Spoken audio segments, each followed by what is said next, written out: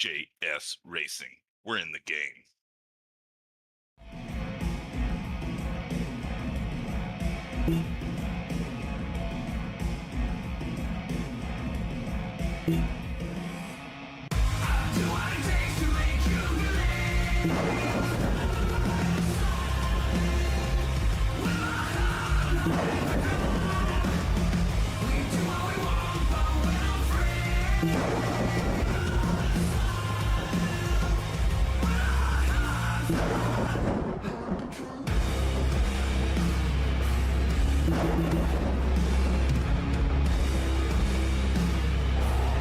Gentlemen, start your engine!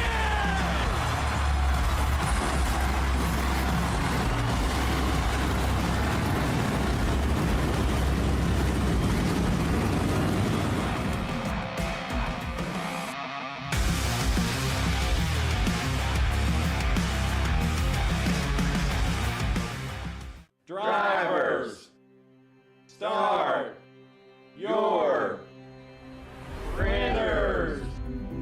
To keep pace with the ever-changing landscape of marketing and advertising, let Clark Print Shop help you spot the trends and keep you in front of the pack with all your color printing needs.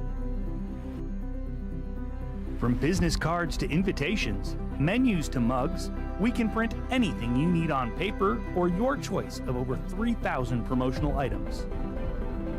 Visit www.clarkprintshop.com to browse our online catalog and place your order today, or call us at 276-889-3426. For a limited time, use the code iRacing for 23% off your first purchase. The staff at Clark Print Shop looks forward to handling all your color printing needs. Walking and Rolling Costumes started when my son Reese was born with cancer. So when I was 3 years old, I got my first wheelchair. And he wanted to be Wall-E for Halloween that year. And so I knew you couldn't buy a costume to go on a wheelchair at that time. So I knew I had to build one. My dad ended up building a Wall-E costume out of a Dell computer box.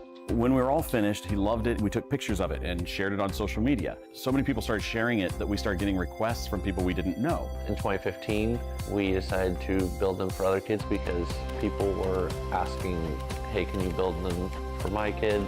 So we started the nonprofit organization, Walking and Rolling Costumes, and we build costumes for kids all over the nation, free of charge to the families.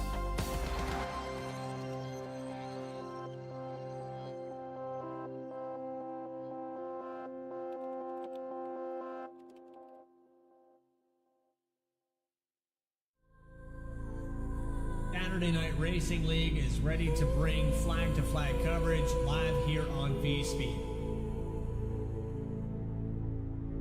2.5 miles, 31 degrees of banking, opened back in February 1959. Coming by to lead lap number one, Jeff Wright by about 0.02 of a second gets that lap led.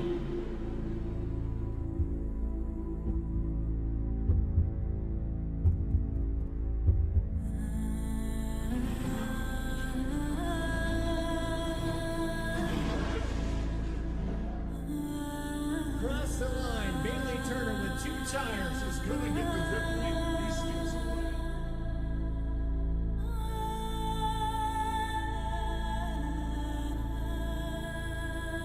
Michael Sturgill is going to steal the win at Kentucky in unbelievable fashion.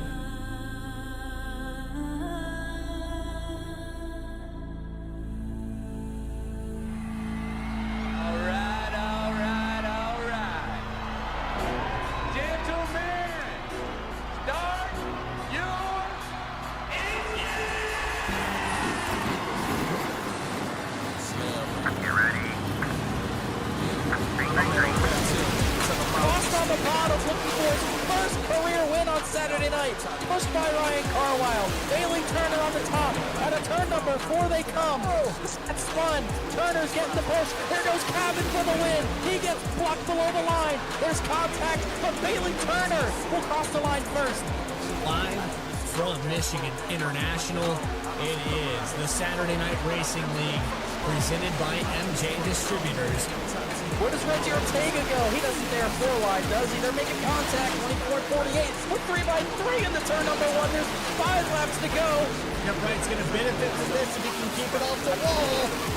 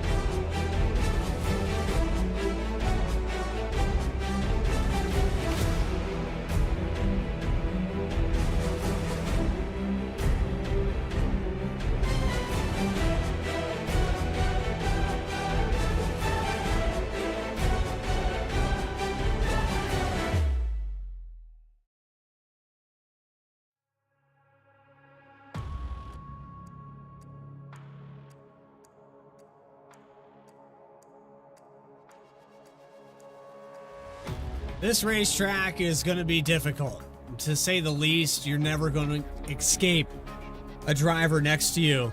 If you have a grudge, now is the time to settle it. We are 2 races in now to the chase format, and season number 5, really, it's just begun. Live here tonight from Richmond Raceway, it's the Saturday Night Racing League presented by M&J Distributors. Welcome in, everybody. I'm your host, Bradley Cooper, alongside Connor Horn all season long.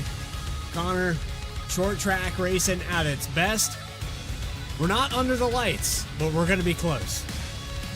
We might get there. Just have to wait and see. Should be a pretty fun race. As a staple of the SNR schedule, we've been here every single season, and we've had a bunch of different winners. Chad Klinger, Joshua Banks, Aaron Smith won season 3, and obviously Jeff Wright in the next gen car. He dominated this race last season. Completely different race, different gen 4 car though, as this is really our last short track of the season, so the stakes should be high, especially with the points fight as close as it is now, and it's going to be a heck of a 3-week switch. Obviously, we're off next Saturday for Thanksgiving weekend. We go from the short track at Richmond to the High Banks, our last super speedway of the season at Talladega, before we get to Nashville and Atlanta to end the season. So a pretty frantic end of a season, and the title fight, like I mentioned, as close as ever now. So stakes are even hotter and higher for a race like this on the short track.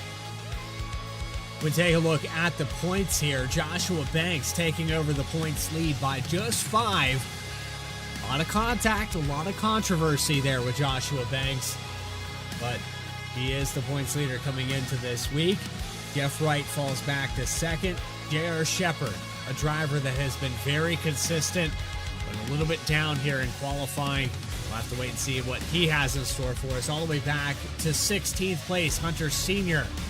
in that 16th position. Joseph McWhorter, the trend continues. He's still in that slump, but you can look here. It's 56 points separating first to 15th, 16th spot. A lot of races left to go. Talladega going to be that wild card, but Richmond, a wild card in its own right. You take a look at this, just over a half-mile racetrack, and Richmond, Virginia. It's a difficult place to race at. It's kind of deceitful. It has that kind of intermediate feel, but then you come off of turn 2 and you hit that outside wall and you immediately remember it's a short track.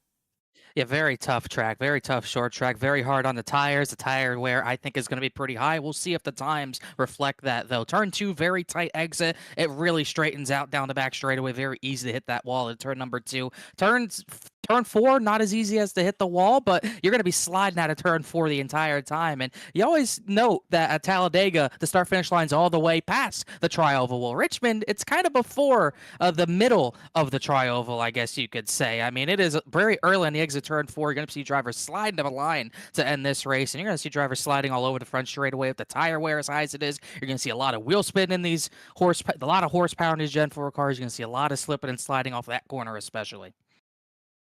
Race analysis up on your screen. 200 laps here tonight. Should go very quickly if we stay under green. 40 laps or 40 miles per hour on the pit road speed.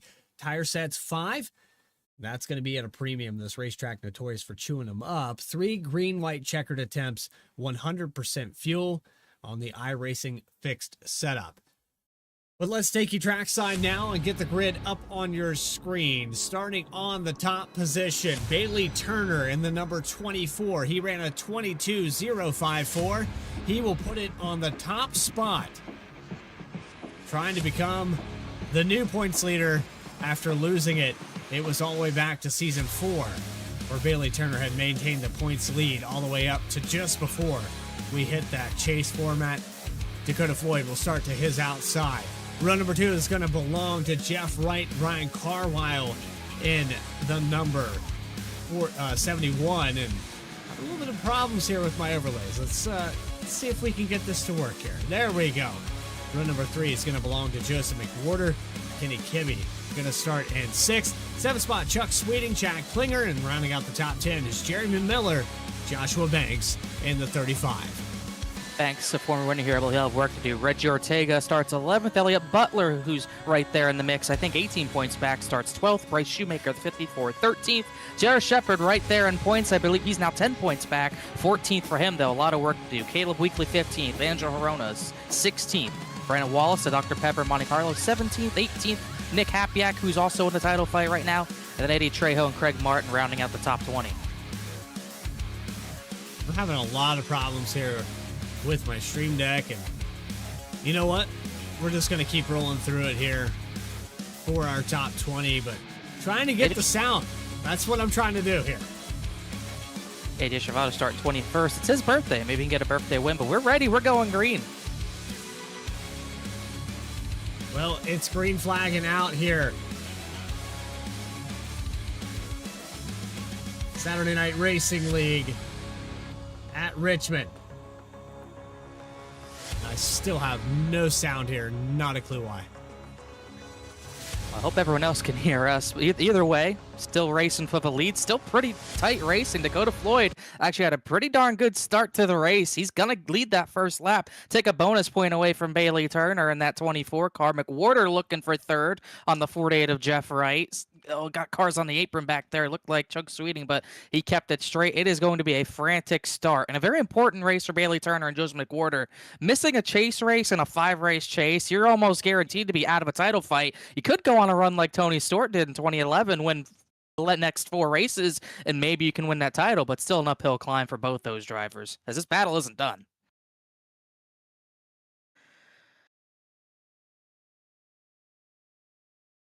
It looks like Turner's finally going to get that second spot away. So Jeff Wright 3rd. They put Joseph McWhorter in 4th. Ryan Carlisle 5th. And points leader Joshua Banks has not really moved up the field. He still sits in 10th.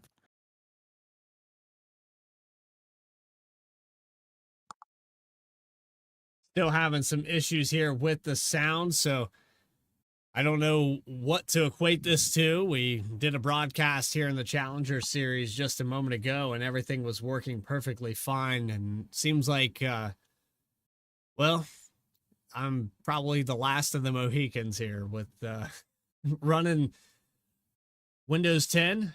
I don't know what to do about this situation. This is completely broken, and we're just going to have to ride it out here.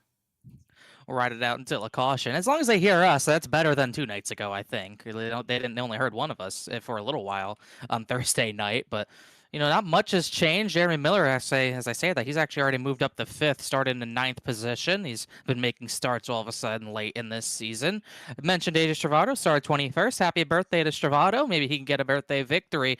He's kind of had a rough go of things in this series and the starts he has made. He did not get a qualifying time down, but he has moved up to the 17th position as Turner continues to lead Dakota Floyd. So it was working just fine prior to this broadcast, and I don't know. I'm at a loss for words other than taking a commercial break. It's the only way I'm going to be able to fix it. So we're watching Bailey Turner as we bring the ticker up on the screen. Gotta love Windows updates. That's the only thing I can equate it to. Gotta love Richmond, though. I mean, this is a track that's aged a lot in the past, really 10 years. I mean, it's such an old racetrack at this point. It has not been repaved in a while. And the tire wear, you could see that in the tire wear in real life and in this race. You're going to see that tire wear skyrocket. You're going to see the time skyrocket if we get a long run. I mean, we're already losing pace. I mean, Bailey Turner's already about half a second off of his pace from the last time we went around the racetrack. Is that battle for third still going on? Joseph McWhorter under Jeff Wright, still battling for that third position, not done quite yet. This is like electric car racing. Yeah, it's completely silent here tonight. God, I've never heard of a worse concept. Yeah, from a spectator standpoint, this is not where we want to be, but we're going to cover the beginning portion of this race. And watching here with Jeff Wright and Joseph McWhorter. Jeff Wright going to fall back to the fourth position. Jeremy Miller, there's some battling going on back here. 2x2 with Nick Hapiak, Bryce Shoemaker, Philip Brewer, Caleb Weekly, Casey Lakatos, and the 00, Craig Martin. Yeah, this is still pretty frantic at the back. They're still side by side. Pretty much the top 15's gotten single file from the leader to Stravato, but these guys still mixing it up. A few chase drivers back there like Hapiak, who's had a pretty good start at Kansas. Points show him only 18 points back, so very well much in this title fight right now. Well, I had to fix it. I couldn't take it anymore. I don't know what the issue is. We're gonna back out of this and back out of that. Try again. That's all we know. I really am at a loss for words, Connor.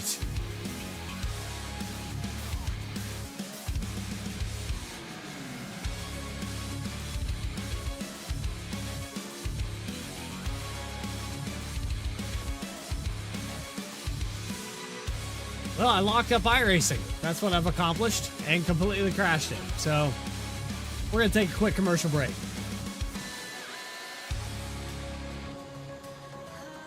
JS Racing. We're in the game.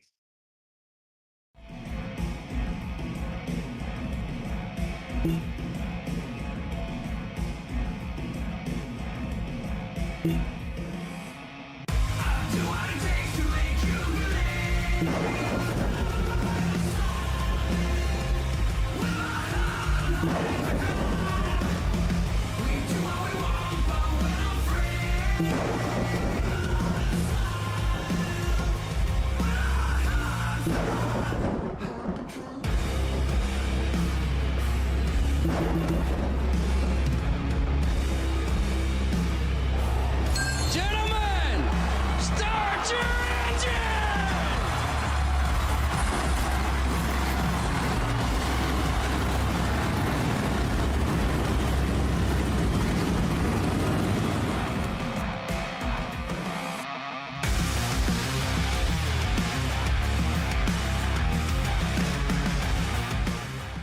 Drivers, start your printers.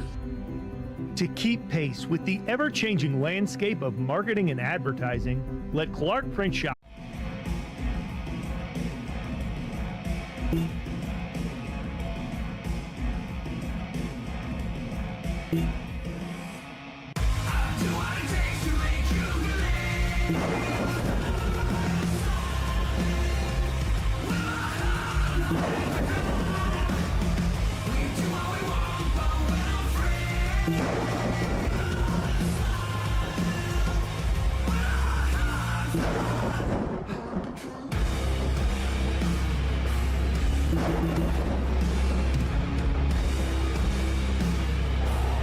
Gentlemen, start your engine!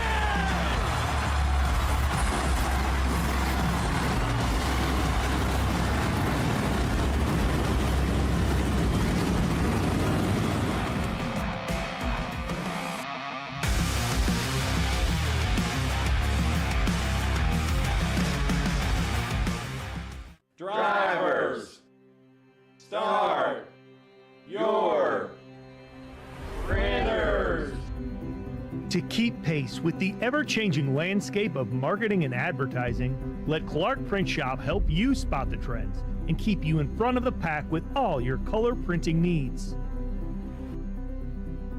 From business cards to invitations, menus to mugs, we can print anything you need on paper or your choice of over 3,000 promotional items. Visit www.clarkprintshop.com to browse our online catalog and place your order today, or call us at 276-889-3426. For a limited time, use the code iRacing for 23% off your first purchase. The staff at Clark Print Shop looks forward to handling all your color printing needs. Walking and Rolling Costumes started when my son Reese was born with cancer. So when I was 3 years old, I got my first wheelchair. And he wanted to be Wall-E for Halloween that year. And so I knew you couldn't buy a costume to go on a wheelchair at that time. So I knew I had to build one. My dad ended up building a Wall-E costume out of a Dell computer box. When we were all finished, he loved it. We took pictures of it and shared it on social media. So many people started sharing it that we started getting requests from people we didn't know. In 2015, we decided to build them for other kids because people were asking, hey, can you build them for my kid? So we started the nonprofit organization, Walking and Rolling Costumes, and we build costumes for kids all over the nation, free of charge to the families.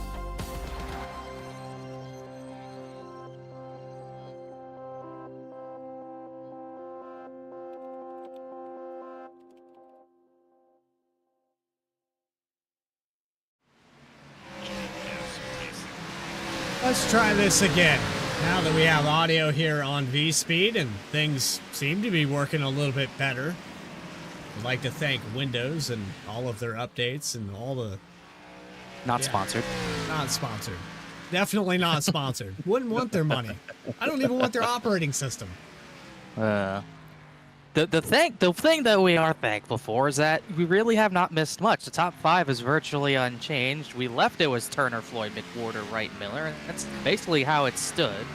There's really no other changes throughout the field. There have been some hits here and there that I've been able to see, because I've fortunately been able to stay in the session. I saw Craig Martin get out of shape. He's off the pace. Christopher Hodges got put in the wall by Ben Laughter. We stayed green through that. And AJ Travado, he's climbed all the way up to, I believe, the 11th position. He got a boot from Elliott Butler. He kept it going, and we're still green. And this has been the best battle on track, this battle for third. Just before got by Jeff Wright, and he's kind of been holding up the 48 ever since. Jeff Wright's tried to jump to the inside, and he just cannot complete this pass. He's going to look to the inside here through 1 and 2. He will get to the left-hand side of that 73. Battle for third on your screen. We finally get to talk about the racing. This is how tough it is at Richmond. It's just like so many other racetracks. If you have that inside line, you're in that driver on the outside just pinches you down to the bottom of that yellow line. There's nothing you can do. You can't get on the throttle, and that driver's just going to get the run off the corner to the point where he's going to clear you back, just like McWhorter did right there. And sooner or later, you're just going to punt the guy because you're tired of him. I mean, look how much ground he's lost to the top 2. Those 2 are gone. And now I've got a new problem. Gotta love it.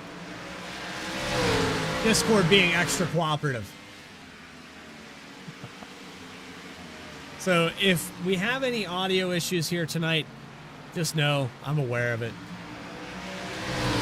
Can't do anything about it. I don't know what the problem is. We're just here, having a good time, watching Saturday Night Racing League. Joshua Banks. We talked about him in the pre-race and some of the controversy for his victories here in the last few weeks. He'll go around the 75 of Chuck Sweeting. Kenny Kimmy will follow through. But somehow the 35 car, I think it's kind of a product of his race style. He always finds his way into the top 3 in the closing laps of these races. And I think maybe in the back, that's Reggie Ortega in the 2. Caution's out. Honestly, I was about to mention how this track, for some reason, doesn't have that many yellows, and just the thought of it brought one into existence, and that was a hard hit for the 2 car. Man.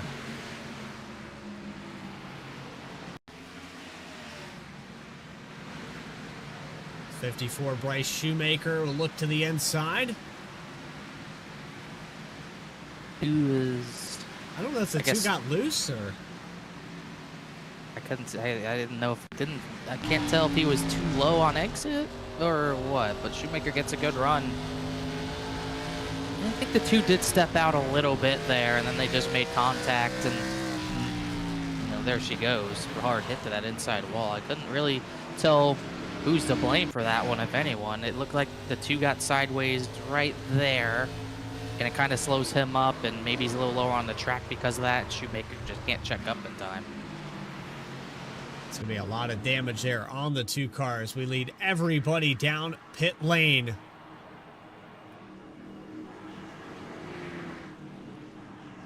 Bailey Turner has led every single lap so far.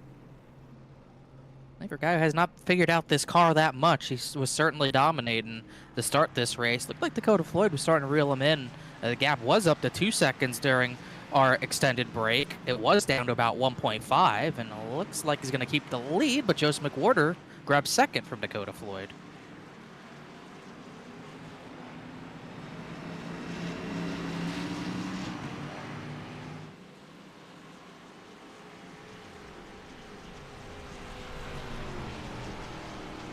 Jeff Wright back to fourth. Or no, he stays in fourth. It was the 57-73. They swap positions. Banks gets sixth out of the deal, so he's trying to keep pace with the 48 because that lead could very easily flip hands yet again. 35 can't keep pace with Jeff Wright.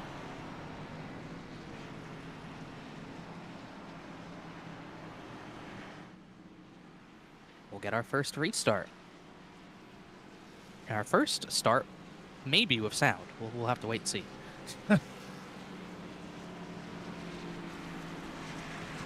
Definitely just heard someone clutching coast. I couldn't tell who that was. Maybe fuel will be an issue at some point. I think that was McWhorter who was clutching under yellow. Could be close. Lap 42, everyone comes down the pit lane. To my recollection, you can kind of push 80 laps on fuel with a full fuel tank. So could end up being close from here. Looks like two drivers, Christopher Hodges and Ben Lafter, got lapped. They'll get EOLs, and we will get racing again.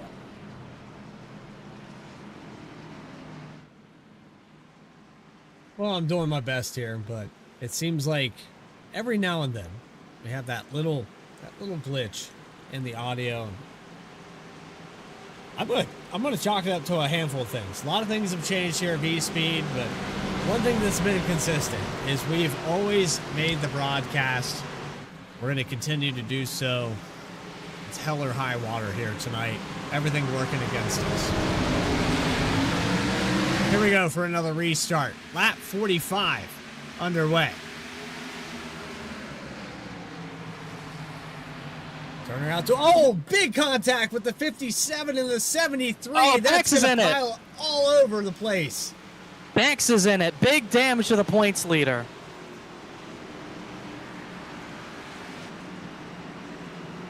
McWhorter gets turned. Uh-oh. That was a huge moment in the championship. At Dakota Floyd just tried to fire it into turn one, threw it in too deep, got loose, washed up right into McWhorter, and there was nowhere for Joshua Banks to go. Big bit of damage on that 35 now. I want to go back here because the way that car snapped free, it looked like he had locked it up. It's hard to say. I mean, I would think you might have a lot of rear brake in it at a track like this that's demanding on the right front. It's almost like he let out of the brake to try to get a run through the center and just lost the back, which is very easy to do on a cold set of tires. We've seen it at a numerous amount of racetracks in his Gen 4 car. We saw it at Dover with Josh McWhorter and Reggie Ortega. Sometimes on cold tires, you just lose the back end so easily. That looked like that might have been the case for Dakota Floyd, and it just caused a mess for some title contenders. Huge moment for Joshua Banks. All the momentum he had, he might have just lost it. That will put the 57 down pit road. I mean, the 35 has no front end on that thing. He probably has multiple minutes of damage, and That was chase driver on, I guess it says SNR playoffs. We could call them playoffs. It's playoff on playoff crime. The 57 into the 73 gets the 35 involved. I'm honestly surprised there weren't more drivers in it. It seemed just to be those three. Then I believe Jeremy Miller also got some right front damage and had the pit. But huge moment for Jeff Wright to come out of that second with his main contender very, very damaged.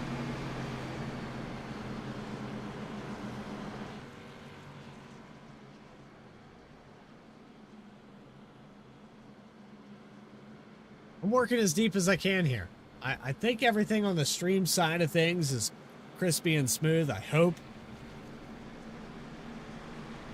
If you are watching here and you notice anything, let us know in the chat. But I think everything's working okay on that side of things. Connor, you remember AWS went down there a few weeks ago and we had some broadcast issues there. I'm at the mercy of technology.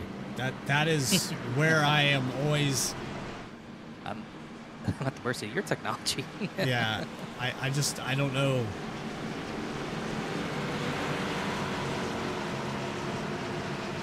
Bailey Turner, still top spot. Looks like McWhorter's going to call it a night, so any outside chance he had of the title, that's done. And Banks is hoping for more cautions to get more repairs done, but Jeff Wright right back in the catbird seat for this championship as we restart again.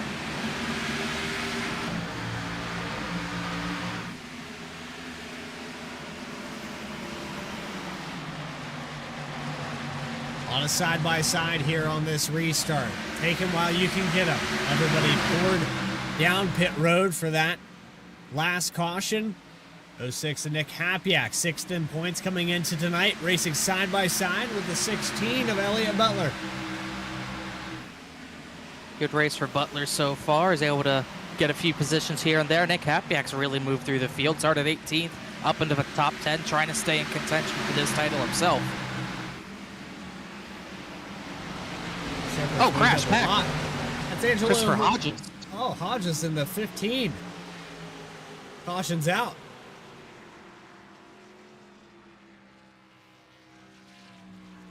He's been involved in a few things tonight. We mentioned he got a little bit of help when we were not able to broadcast.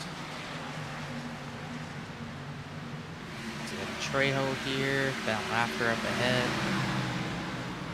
Oh, he just stopped, and Miller couldn't check up in time.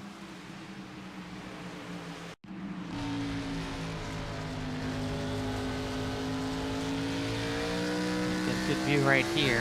Kind of weaving. It looked like he hit the brakes because he was scared to hit Eddie Trejo, so he hit the brakes. And I mean, Miller, I'm sure wasn't expecting to brake that early for the corner and just ran him over. Nothing he could really do.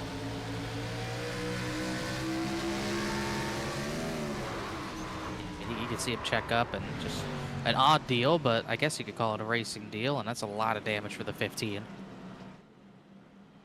So it's kind of split here. A few cars in the back trying to get damage repaired. Bailey Turner still your leader. Jeff Wright, Kenny Kibbe, Chuck Sweeting, and Chad Klinger. The top 5. Chase race number 2 underway here at Richmond. It looks like we're going to hit the lights here very soon. Sun's going down. That doesn't mean this race is going to calm down. It's going to get wilder as the night goes on. We're going to take another quick break. I got a couple other things I want to try just to tweak this setup. You are watching the Saturday Night Racing League live on VSPEED. JS Racing. We're in the game.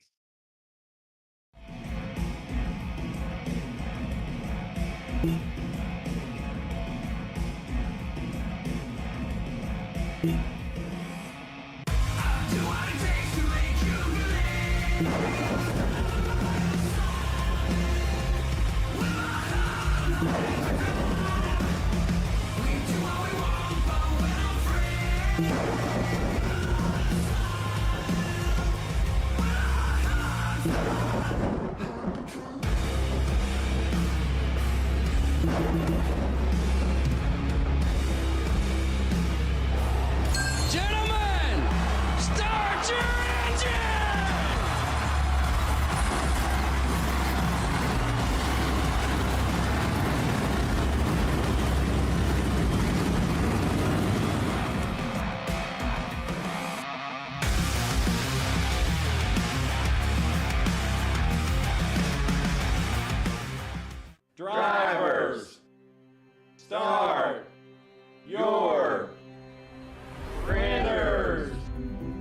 To keep pace with the ever-changing landscape of marketing and advertising, let Clark Print Shop help you spot the trends and keep you in front of the pack with all your color printing needs. From business cards to invitations, menus to mugs, we can print anything you need on paper or your choice of over 3,000 promotional items. Visit www.clarkprintshop.com to browse our online catalog and place your order today, or call us at 276-889-3426. For a limited time, use the code iRacing for 23% off your first purchase. The staff at Clark Print Shop looks forward to handling all your color printing needs. Walking and Rolling Costumes started when my son Reese was born with cancer. So when I was 3 years old, I got my first wheelchair. And he wanted to be Wall-E for Halloween that year. And so I knew you couldn't buy a costume to go on a wheelchair at that time. So I knew I had to build one. My dad ended up building a Wall-E costume out of a Dell computer box. When we were all finished, he loved it. We took pictures of it and shared it on social media. So many people started sharing it that we started getting requests from people we didn't know. In 2015, we decided to build them for other kids because people were asking, hey, can you build them for my kid? So we started the nonprofit organization, Walking and Rolling Costumes, and we build costumes for kids all over the nation, free of charge to the families.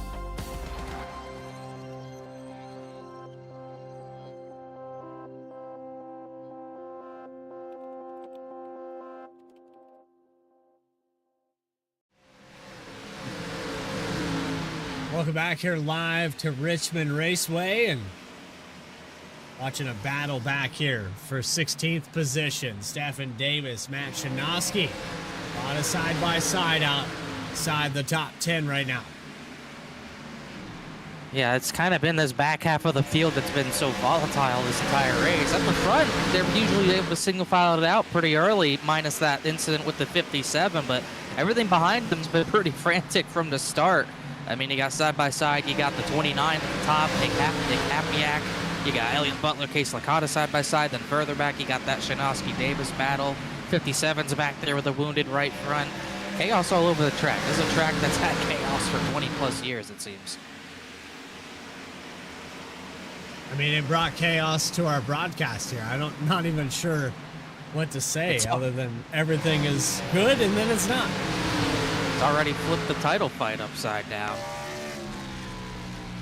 It's off the back of Stephen Davis, looking at the 15th position ahead and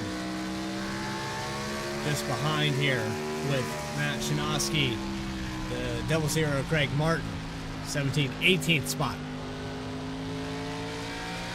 That mean looking front end. I don't want to see that again here. It's not going to take the plate right out of the back of your car. As Craig Martin, he's kind of had a tough race so far, but he's been able to get back through the field a little bit, back up into the top 20, and a lot further back you have Joshua Banks. He came down to repair damage. He's back in 25th, and his title hopes are hanging on by a thread right now. You still have an opportunity to get that car back up to snuff, though, and car on the wall in the background, it's Reggie Ortega. He was part of the first caution. Still struggling here in the 2 car. He's going to bring it down pit road. I think he's just given up. He was running at the back with Christopher Hodges and all those damaged cars, and he's probably going to call it a night himself. It's been all Bailey Turner at the front, though. I mean, no one's really had anything for him.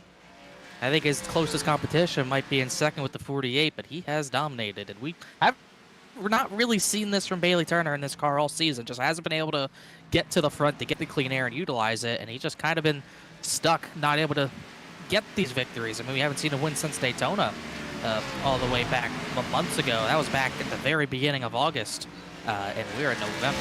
So it's been a while.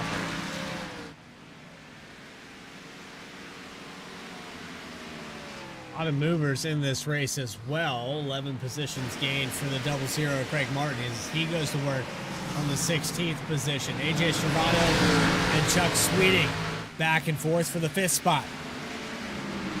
Yeah, I said the 48 might be the best competitor for Bailey Turner. It might be AJ Stravato. I mean, he has driven through the entire field. He started 21st after not putting a time down, and he just got into the top 5 not even 70 laps into this race. So he's definitely got a lot of speed. And this is another driver. He probably has not been as fast as the 24 even this season, but even when he is running at the front in the races he's ran, he's had nothing go his way. Maybe he has a little bit of birthday luck tonight. We'll have to wait and see. Happy birthday to AJ Stravano. It's a fellow Scorpio. Good to know.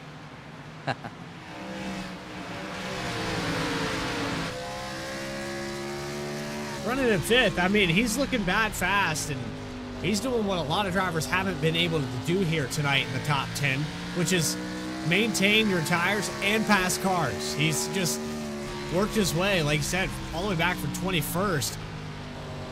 This is a difficult place to do that from. And I'm sure if you ask AJ, the toughest car to pass on the racetrack is the one in front of him with Chad Klinger. So this will be an interesting pass to make. Another former winner at this track. I believe Chad Klinger won season 1 as Gen 4 race at Richmond. That he did. Stravato was second. That came down to fuel mileage, but Chad Klinger led all but 38 laps of that race, so it was pretty dominant.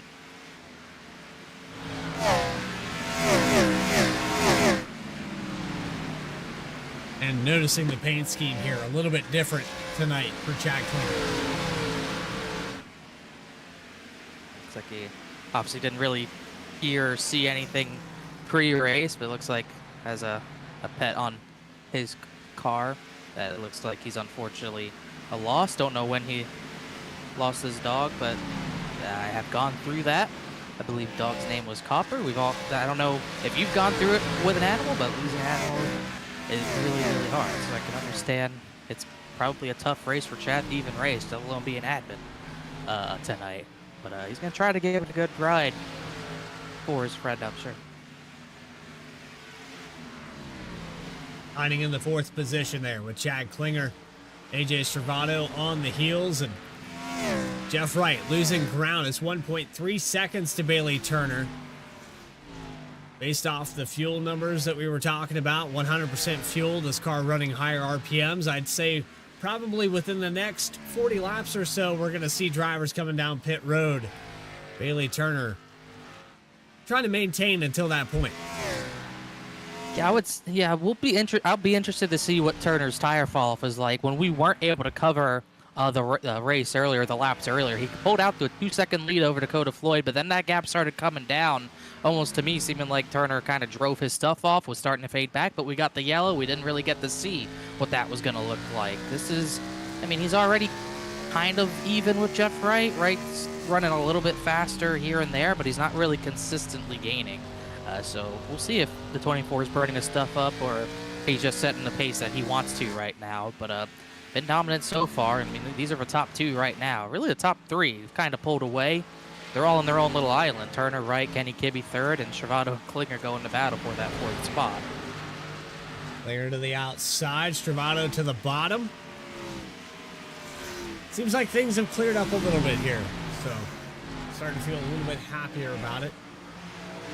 Those boot swings, when you need something to work, they hit. Just a little frustrating, Connor, that's all. A little.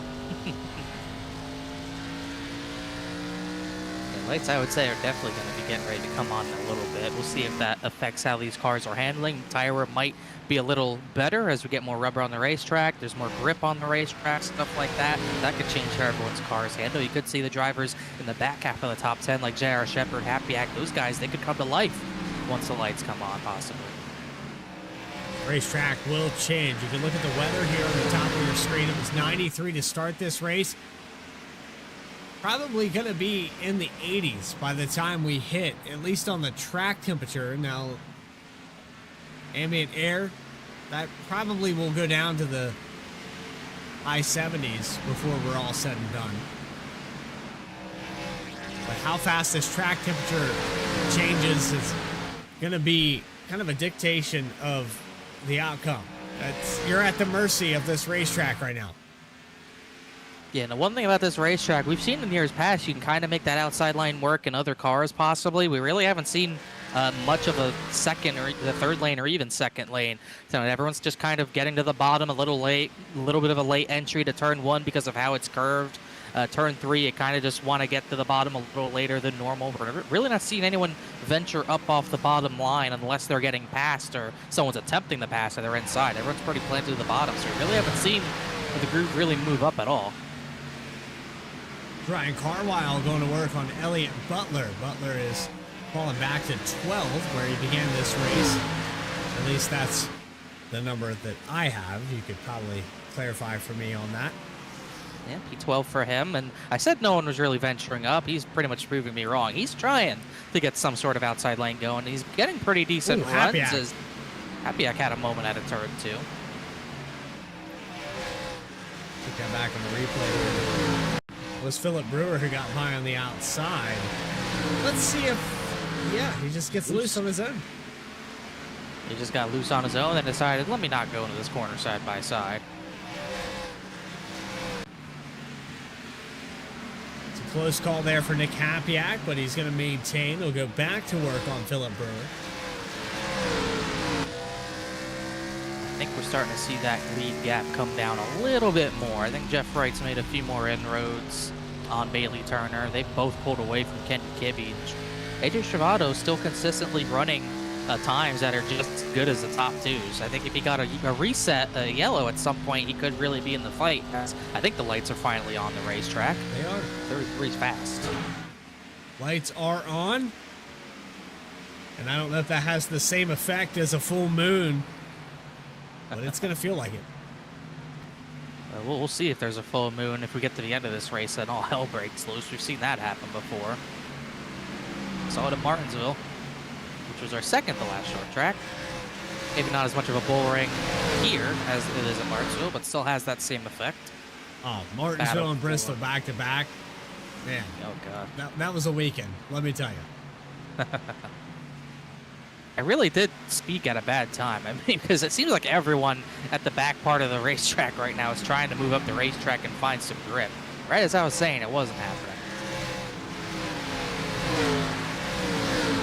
There's Dakota Floyd, who was involved in that contact between him and Joseph McWhorter. Still some right front damage on this Heinz 57. Trying to work his way back up there. Remember, Dakota Floyd also part of this playoff format. Chase race number 2, not how he wanted it to go. Started near the front, was on pace to chase down Bailey Turner in that first stint. Bailey Turner's lead has been eroded away a little bit here. It's about cut in half from the last time we talked about it, Connor. Yeah, that points lead, I mean, the points lead got chopped down. Now the lead's getting chopped down. For last I saw 5-6 laps ago, Jeff Wright seemed to only gain a 10th. It seemed like he gained a lot more in 1 and 2 that time. You definitely see our top 4 drivers, I mean, ahead of everyone else, very spread out between our top 4.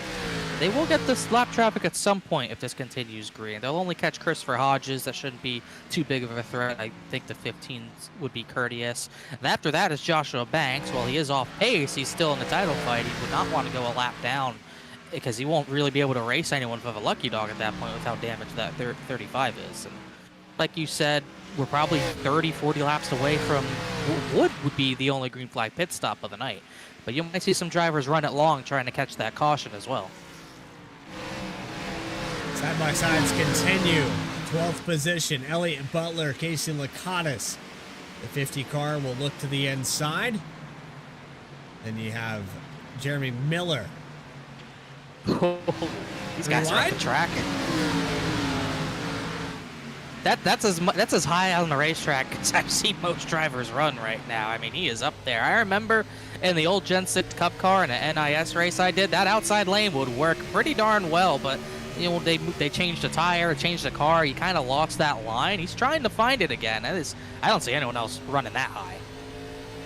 Seems to be working for him a little bit.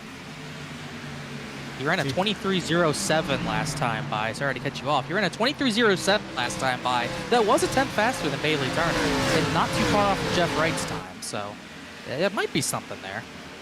And he's got the damage on top of it. Damage might be helping with that line as well. It could be possible. Oh, that won't help. I think he tried to squeeze in. I think he tries to get to the outside of Caleb Weekly, and the gap wasn't there.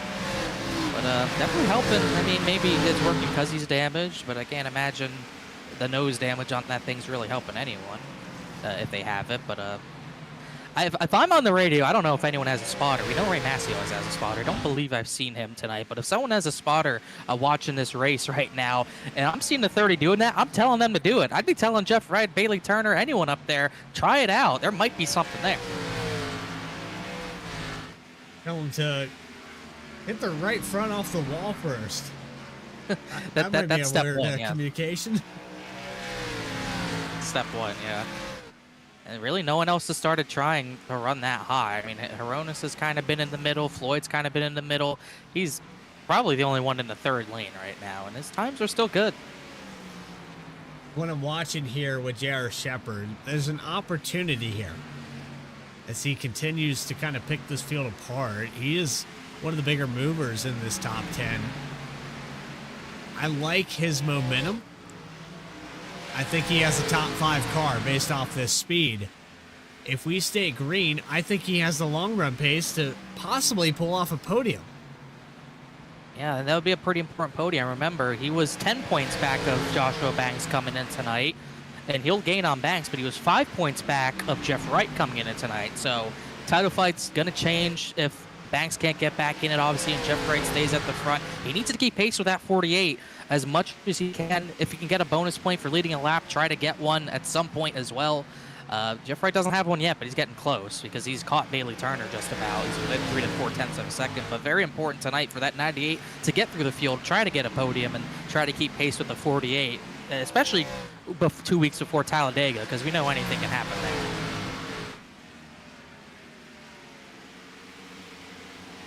Eddie Trejo, we got problems with Dakota Floyd. He's coming down pit road, and he's actually having a connection issue.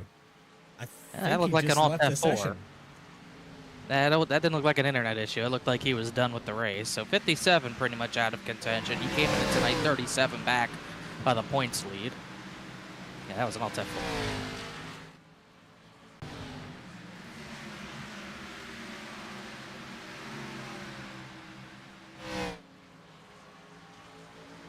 Honestly, we saw Bailey Turner.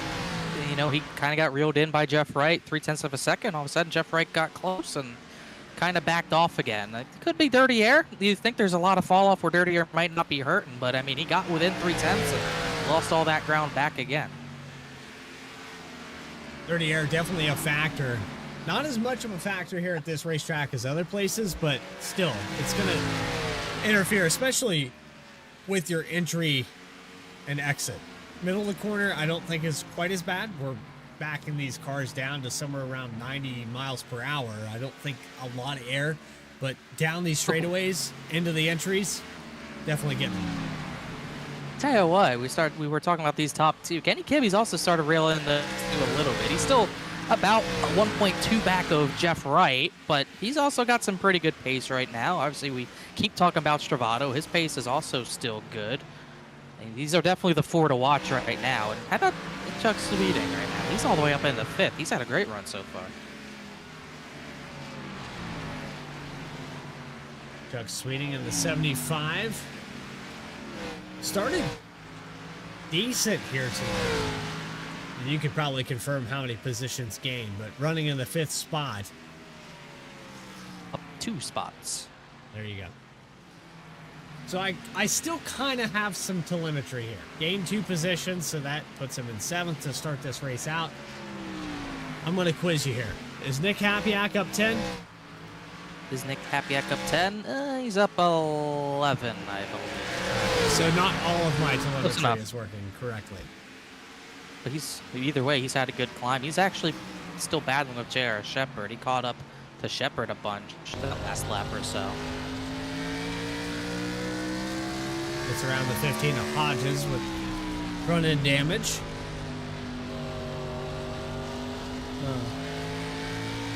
I'm just shocked no one else. I'd say no one else is on the outside. I've seen Elliott Butler start creeping up the racetrack a little bit, but remember, Miller was struggling so much. He just got into the top 10 past Philip Brewer using this high line.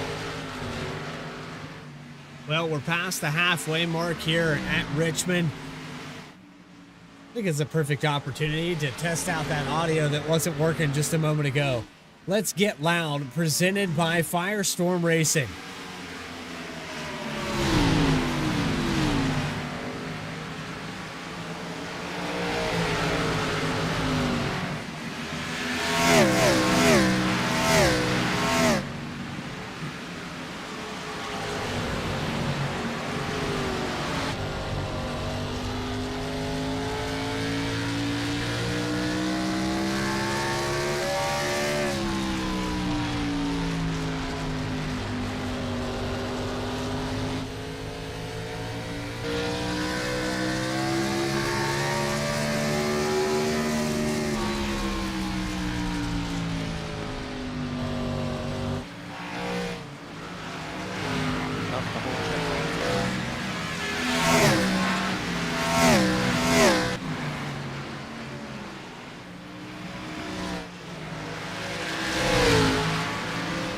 Not have the tire.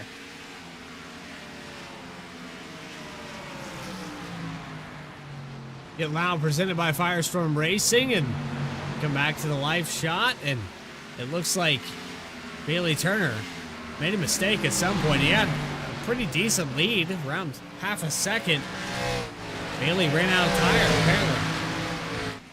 Yeah, Jeff Wright just got close enough to where he was starting to upset the rear end of that 24 on corner exit, was able to use that to his advantage. And even when Bailey Turner started pinching him to the bottom, he just didn't have to grip off corner exit to stay with the 48. So Jeff Wright, going to be our first official lead change of this race. 48 car starting to pull away. Half a second already in just a couple laps. Kenny Kibbe reeling in the 24 as well. Last time by, a 10th faster for the 14. Yeah, I would say if you're struggling for tires right now, you might want to consider short pitting, just get that track position and hope you can hang on to it, or maybe catch a yellow after everything cycles out. This will be, I don't know how interesting this will be, but they are about to lap Joshua Banks, and he has no one in front of him of a lucky dog to battle with, but it'll be interesting to see how hard he might want to fight this with the 48. Oh, it's all the controversy, Connor. The 35 car fights the leaders. I think maybe there'll be a conversation after this one. I don't know if he has really anything to fight the 48 with, but even if he does, I don't think the 48 will really take kindly to it. I wouldn't be happy about it. Try to clog up the bottom, and he's just going to let him go. Not much he could really do. Saw the 54. Bryce Shoemaker came down the pit. Could be the start of pit stops, possibly. Got another car in. Philip Brewer just pit. I believe Ben Lafter, another driver in. So starting pit stops here. You can see Reggie Ortega trying to repair that Caution. damage. Yellow And is the caution out. is out. And it was Bryce Shoemaker. Oh, man, he ruined his own strategy. And that probably saves everyone else from having to make a pit stop. But him, Philip Brewer, Ben Lafter, that just totaled their races. Old tires here on the 54 coming out of turn 4. Actually into turn 3. Wow. Yeah, I mean, it's a shame that's a yellow, but automatic iRacing yellows, it's going to trigger that every time. But that's all it took, and it's kind of a slap in the face. You don't even really fully wreck, but it brings out the yellow, and on top of everything else, it ruins your strategy.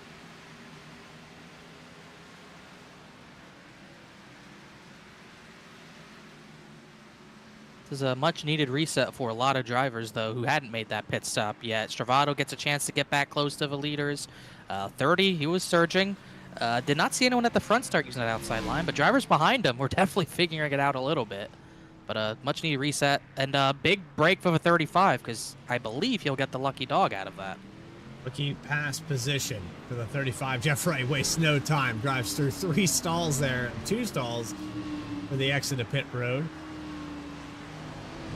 And that will keep Joshua Banks is actually, man, my telemetry has to be messed up right now. Well, he's back, I guess, in the 19th or 20th position. I believe 19th. Well, Start. you say that. Started in 10th position. And it looks like Jeff Wright just might have sped on pit road. Wow, he's going to the back of the field. Unbelievable. Huge mistake. But Did not here's the... I mean... Could not have been by much. I mean, it doesn't really show anything, but either way, he's gone to the back of the field. And he'll have to restart at the back. And this is a huge break for the guys like the 35 or J.R. Shepard. Let's talk about the rule on how many pit stalls as well. Well, I didn't see and it doesn't look like an admin gave him that penalty, so it just seemed to be a natural penalty that that iRacing gave him. So I don't think there's anything there.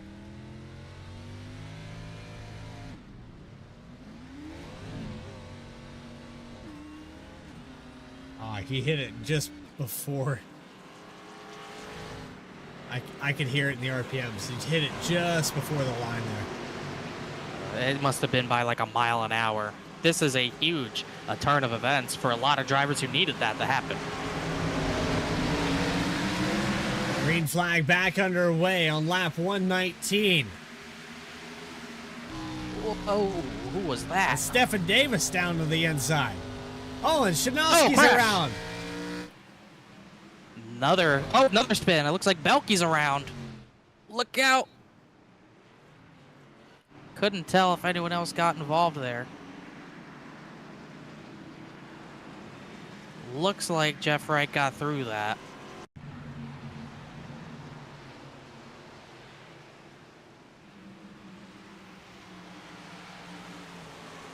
Oh no, Philip Brewer is the one who got into Belky late. That looked like another case, a lot of drivers just spinning on cold tires, not ready with a lack of grip.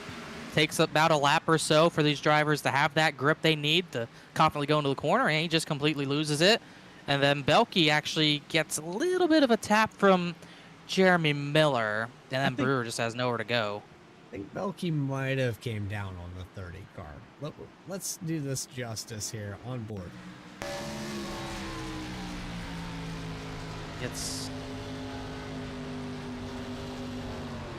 Yeah, definitely 89 comes down. Yellow is kind of simultaneous, so didn't look like a scenario where someone checked up. It just looked like Miller had the run to the inside. Belky was trying to close that gap to get a straight exit off the corner and just didn't quite close the gap. Well, we still have plenty of racing left to be done, and we got some of it ironed out, right? I would say so. Let's see if we still have any wrinkles here for the second half of this race. Saturday Night Racing League, still plenty of racing left. VSPEED, back in just a moment. JS Racing, we're in the game.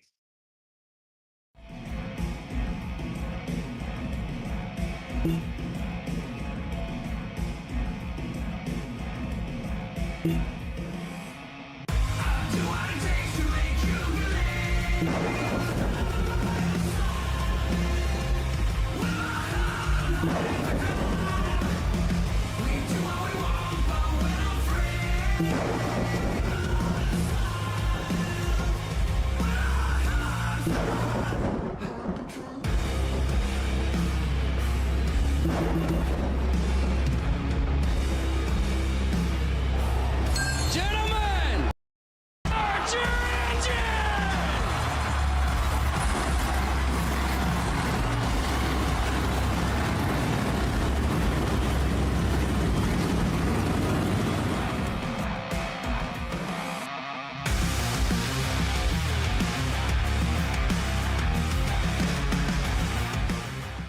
Drivers, start your printers. To keep pace with the ever-changing landscape of marketing and advertising, Let Clark Print Shop help you spot the trends and keep you in front of the pack with all your color printing needs. From business cards to invitations, menus to mugs, we can print anything you need on paper or your choice of over 3,000 promotional items. Visit www.clarkprintshop.com to browse our online catalog and place your order today, or call us at 276-889-3426. For a limited time, use the code iRacing for 23% off your first purchase. The staff at Clark Print Shop looks forward to handling all your color printing needs.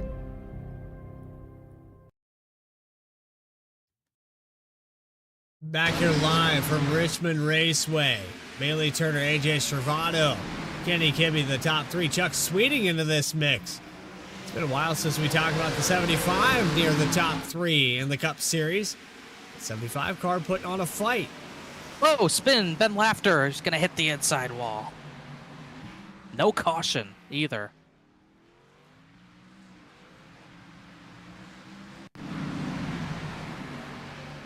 A rough night for the 64. It's around the 16th position. Looks like he got loose and was a little bit off the wall on corner exit, and Austin Belke was there. Down pit road for the 64. That could be race ending if he's got any suspension damage. Good reset, though, at the front for Bailey Turner. Saw he did not have long run pace. Able to get that yellow. Able to get the lead after Jeff Wright speeds all on his own. And he's kind of just, you know, doing what he did on the other short runs we got, getting away from the rest of the field. But if this race goes green to the end, we got 70 laps of racing left, 71 next time by. That long run pace would have to improve if he wants to win this race, because we already saw him get chased down once. Working his way through into the top 10. Very, very close to it. Angelo Caution. Gronis. Look And out, Elliott Butler. Oh, Joshua Banks is in it again, and he has even more damage. That's going to be race ending for the 35. The whole front end, the whole rear end is taken off the car this time. It was Elliott Butler who spun first, and Joshua Banks piled in with Chad Klinger.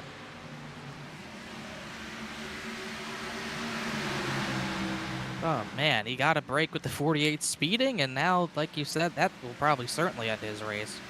Any chances of getting it fully repaired are gone.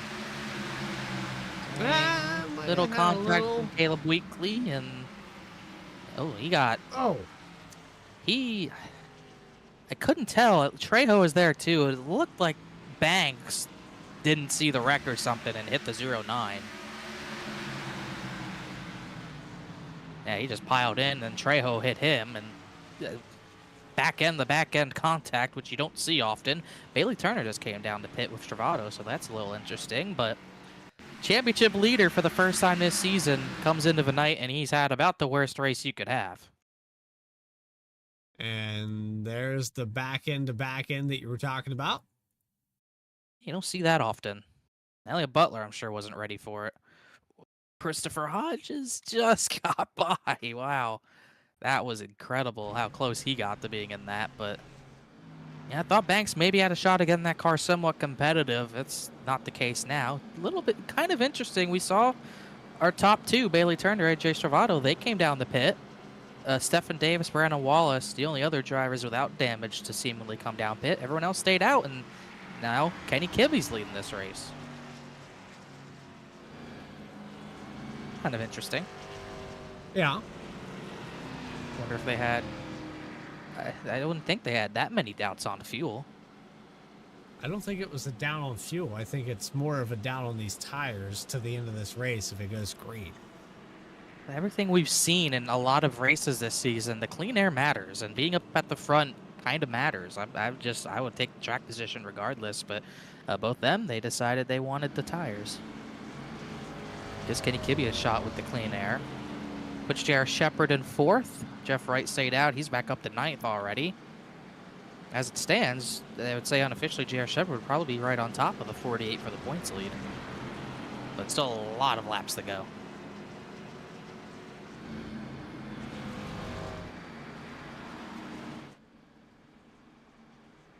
Let's go out on the pace car. Kibbe and Sweeting on the front row. Shepard in a great scenario. Been watching all race long. I thought he had a podium car. Right now as it sits, less than 70 to go. Everybody good on fuel, 17 laps in the stint. You got Bailey Turner in 13th. Brand new tires.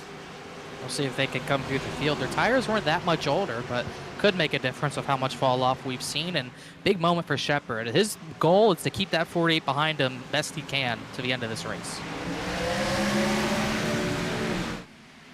Green flag back underway. Nick Hapiak. A little bit of wheel spin there behind the 71 as they go through turn 1. Contact with the wall. 13 of Caleb Weekly. Jeff Wright to the inside, got by. Might see that 48 car back to the lead in just a moment. Gonna be tough to get through everyone to get to the lead that quickly. First restart we've had that Bailey Turner is not the control car. He's been able to get away every single restart. Kenny Kibbe, see if he can do the same, but Chuck Sweeting's still right there. He's not quite able to pull out a big enough gap right now. Already fresh tires, looking to the inside. And they haven't really moved around much. I think AJ Travado's actually lost position, so he's not having as good of a restart that the 24s had.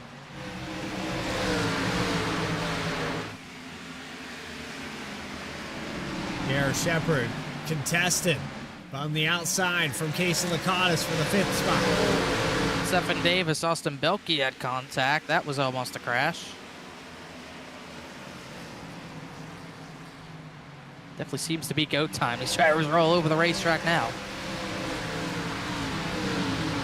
Not a good restart for Shepard. He's already lost 2 spots, and Jeff Wright's right there. 3 wide out of turn number 4. Gonna maintain it. Cross the line. Yeah, Shepard is struggling right now. Here's Bailey Turner. He's already to the 48, so not a good, pretty good restart for the 24. Serrato's actually caught back up with those tires. You see so much better through the center of the corner. Putting all the air on the 48 spoiler. Surely not helping his exit of the corner. Actually helping Jeremy Miller more, but he still can't clear him.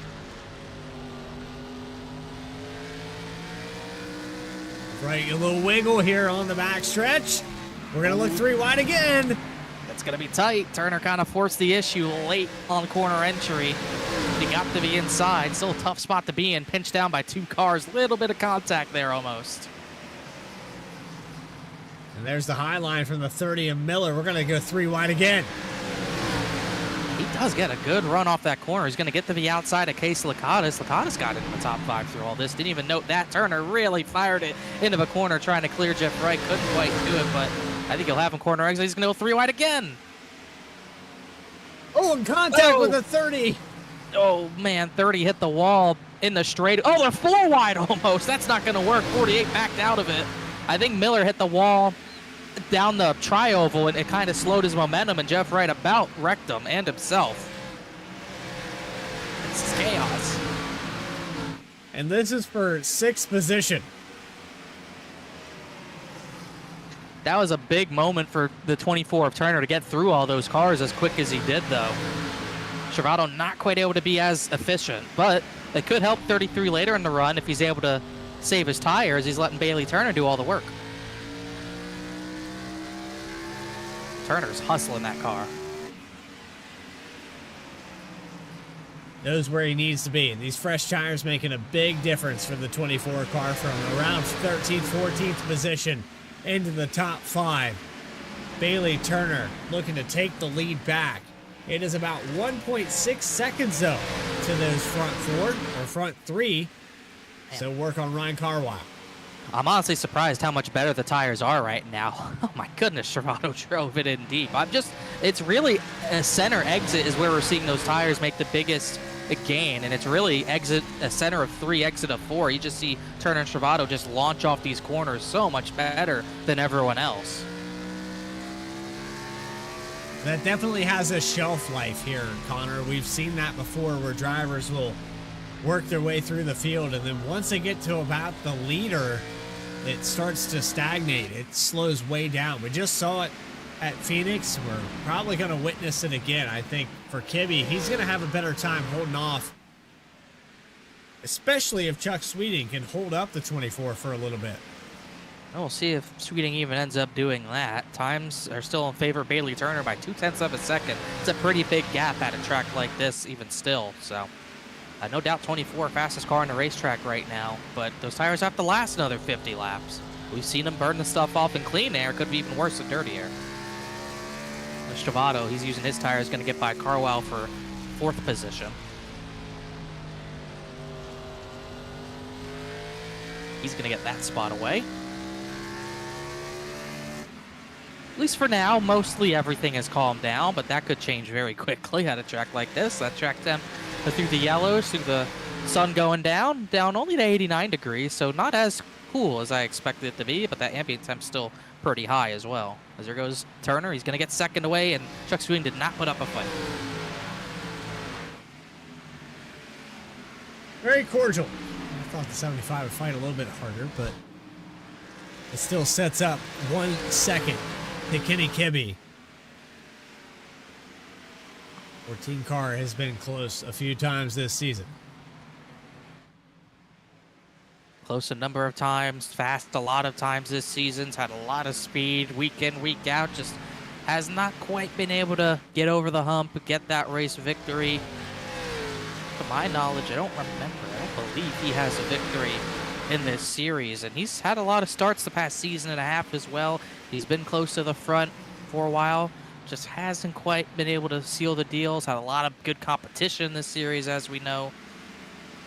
It's going to be a fight, especially with a driver on new tires behind him, former series or reigning series champion. If it goes green, it's going to be a tall task. Yeah, 36 starts, excuse me, Bradley. 36 starts tonight for Kibbe, no wins. It's been very close. He's had some podium finishes here in the Saturday Night Racing League, but I was watching back there with Jeff Wright. The handling, he's struggling a little bit here. We've seen this a few races here and there where he gets in traffic for the first time and it kind of takes him a while to get used to it and be able to get through them, but his progress has obviously stalled a little bit. Remember, he's on the same tires as Happy-Ack, same tires as Carwow, and in that dirty air, I wouldn't be surprised to see his tires maybe wear out a little more than they have been because he hasn't been this deep in traffic, and he probably used a lot of tire to even get here. Remember, he started tail end 2 or 3 cautions ago.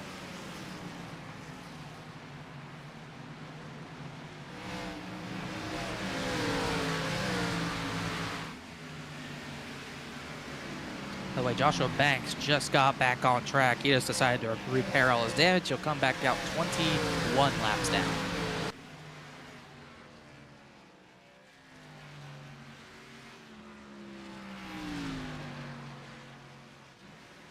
Still a chance to gain some positions there for the 35. He might get Shinosky. He's off track. That's about it. I mean, we can still have a caution. There's still 45 laps to go here, and once again, we're going into Talladega. I mean, next 2 weeks from now. I mean, it's nowhere near over. It could just the standings could completely flip-flop in 2 weeks, just like they have the last 2 races. So, not out of it, but definitely going to take a big hit regardless.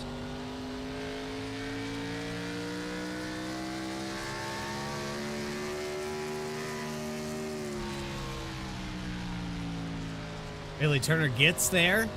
He's within 0.3. This is what I was talking about, Connor. He's got there, but it's going to be difficult.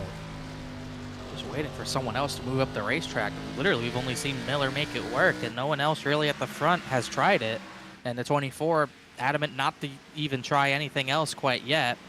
He is entering lower. He is running a different line than Kibbe. Kibbe enters a lot later into turn 1 than the 24 does. So Bailey Turner gains a lot of time on entry with a straight entry right to the yellow line, but he loses a lot of that on the corner exit by how much of a more straight exit Kenny Kibbe gets. Let's see if they do the same thing right here. See Kibby entering a little higher. Turner searching for that bottom line so much earlier. Drives it in so much harder. Almost got into the back of Kibby. He might have even missed the corner that time. Trying something else.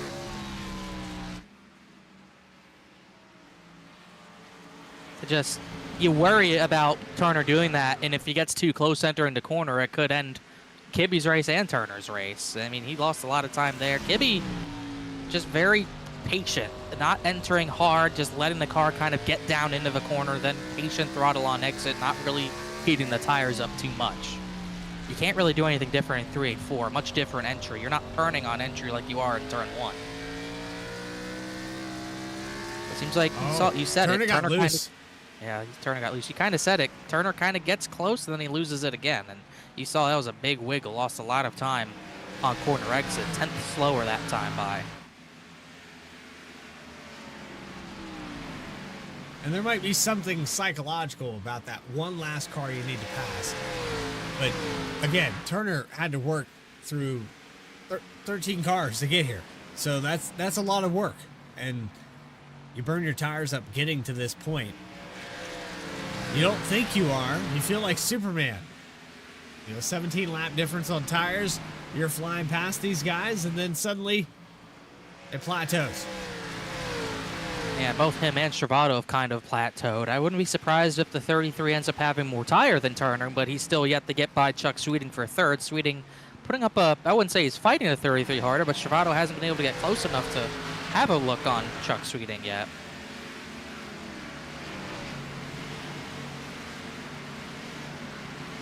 Under 40 laps left in this race. Side by side from the top 10. Angelo Horonis, actually 11th position with Casey Lakatos. Lakatos is really loose out of 4. Jag Klinger, remember that car was involved just a moment ago with the 35 of Joshua Banks. Still maintaining a top 10. The closest battle on the racetrack right now. We'll go right here. Stephen Davis. Casey Lakatos. Lakatos, remember, he was kind of in a top 5 on this restart, and he's fallen back, kind of a product of the track. You get to the front, you think you have what it takes, and then you just wear the tires out, fall back. That's been the case for the 50. I mean, he's fallen outside the top 10, might lose another spot here. Stephen Davis trying to get that outside line work, and you see a little tight on exit, so it makes it hard to get that momentum on corner exit that he needs to make that pass.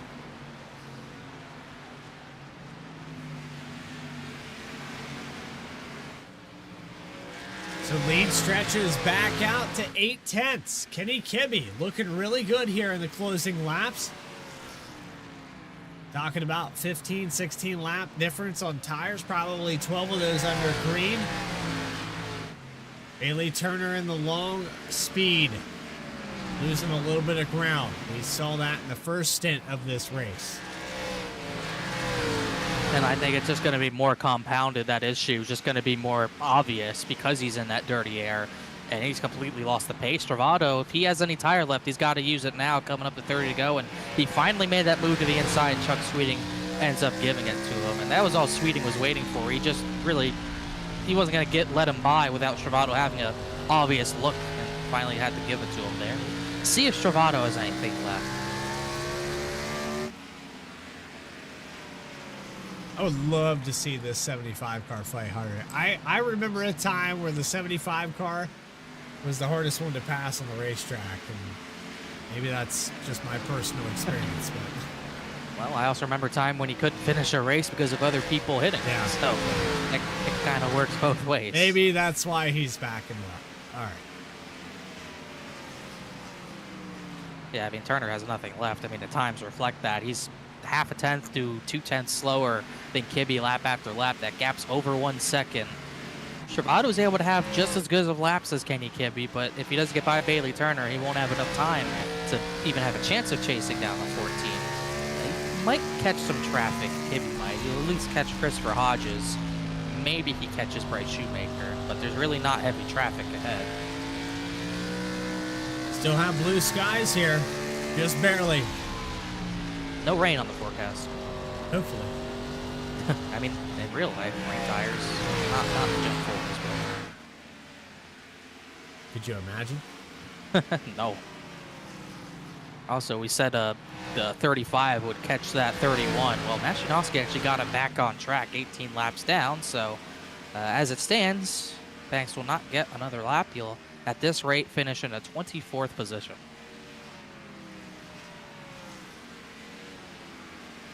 With only 30 laps to go, it's starting to get closer and closer to Banks not being able to make up a position. Unless there's green-white checkers, which even then, he probably wouldn't be able to gain anything at that point. Yeah, he needs a car to DNF to gain a spot at this point. And it's just you got to reset. You got the off week in between here in Talladega. All he can do is, have a reset of his mind and act like this race never happened. And you got 3 races to go to try to win a championship. Just got to try to go do it. There's not much else he can do.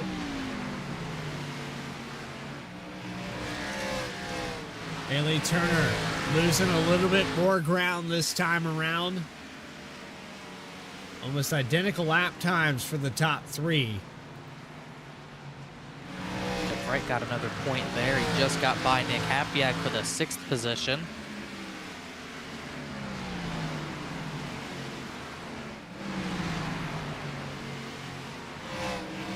Jeff Wright had long run pace in the first half of this. So I think he can work his way back to the top 5. And it's going to take a yellow for him to have a shot at the end of this thing. And Every even point then, matters. it's short run speed for Jeff Wright. I don't think he can win this race. I think he needs it to stay green to get his best result. Every point matters for him to try to pull away from J.R. Shepard, try to distance himself from Joshua Banks. Banks did pull off the track. He realized he couldn't make up any more. Oh! There's a yellow! The 30 car into the back of the 06, and J.R. Shepard's involved. J.R. Shepard, 3rd in points. And what was the 30 thinking there? That was just a complete mess up. To me, that's probably a product of him trying to run the top side, because when you're trying to run the outside, you carry so much more entry speed on into a corner. You're almost always going to get close to the back of the driver in front of you. I don't know if that's exactly what happened, but it looked like he fired it into the corner like he was going to the outside, and he just punted Hapiak and took out 3rd in the points. Yeah, I think he's expecting maybe Hapiak to go lower so he has that ground up, and it just wasn't there. And it's never good when someone outside the points picture takes out 3rd in points, and that's what happened there. This picture tell the story. Bounces off the wall, and poor J.R. Shepard, nothing he could do. It's all came up Jeff Wright today, besides the speeding penalty. Everyone he's close to in points has had issues.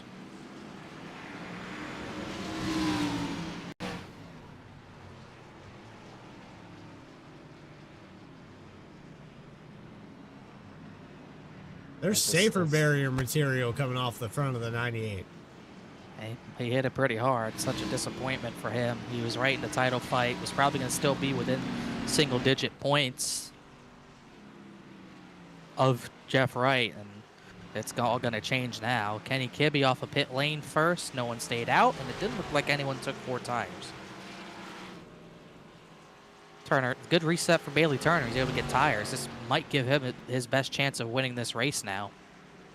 I think everybody took 4. I honestly would not have been surprised to see 2 tires from some of those drivers trying to get track position, but not the case.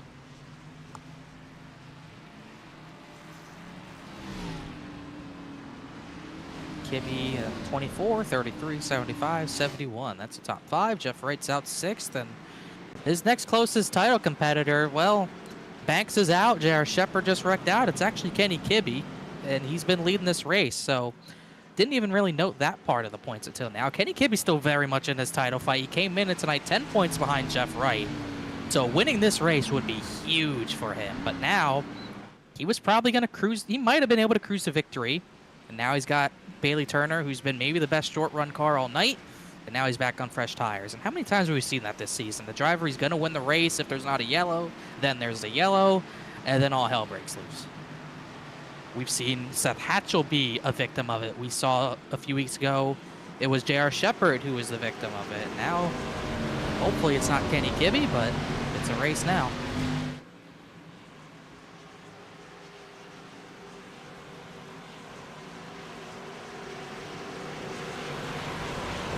Kind of makes you wonder if there's maybe that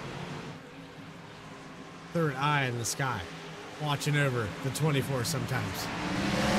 Green flag, back underway. It was a good restart for Turner. He's almost able to stay to the right rear of Kenny Kibbe. He had a much better entrance. Stable, he is on the right rear of Kibbe. Oh, he got loose. Very big wiggle there. He tried to throttle up, stay to the outside, but he just didn't have the grip. He was able to save it. I haven't seen many drivers save that, but now Stravado's looking for that second spot. Now he's loose. They'll look 3 wide. This is exactly what Kenny Kibbe needs. For these last 17 laps, Kenny Kibbe needs everyone behind him to fight amongst themselves for a top 3. Thought Stravado might get the spot. Turner's able to clear the 33 back, but he let Kenny Kibbe get away big time there.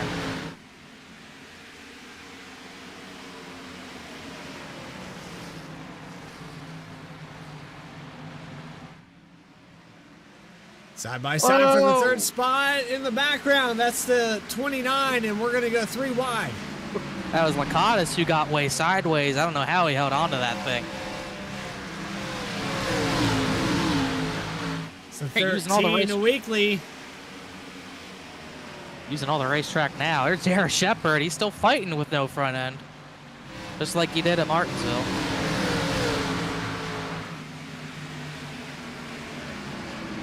Gonna get to the outside of the 14 or 13. 13th position. Look down low now.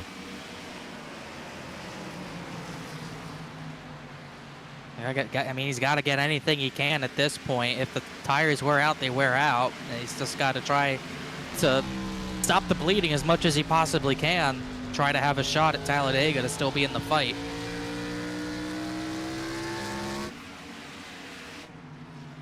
The single file out here in the front. Trying to chase down Kenny Kibbe.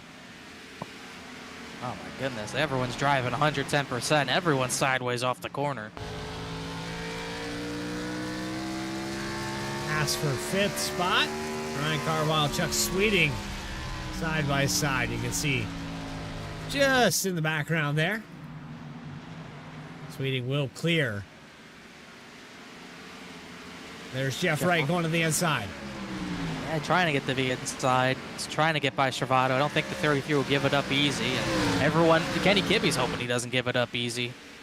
Whoa, he's almost in the wall off the corner trying to get that run off at turn 4.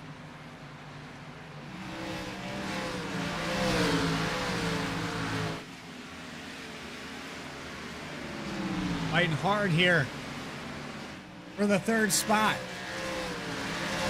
Jeff Wright knows the points lead is just in front of him. Oh, he's in the wall. Oh. 33. He's still hanging on to it. He somehow didn't lose much ground, but 48's driving so hard into the corner and giving up a lot on exit, especially out of turn 4. You see right there, he just drives it in, gets it to the corner so much deeper than the 33.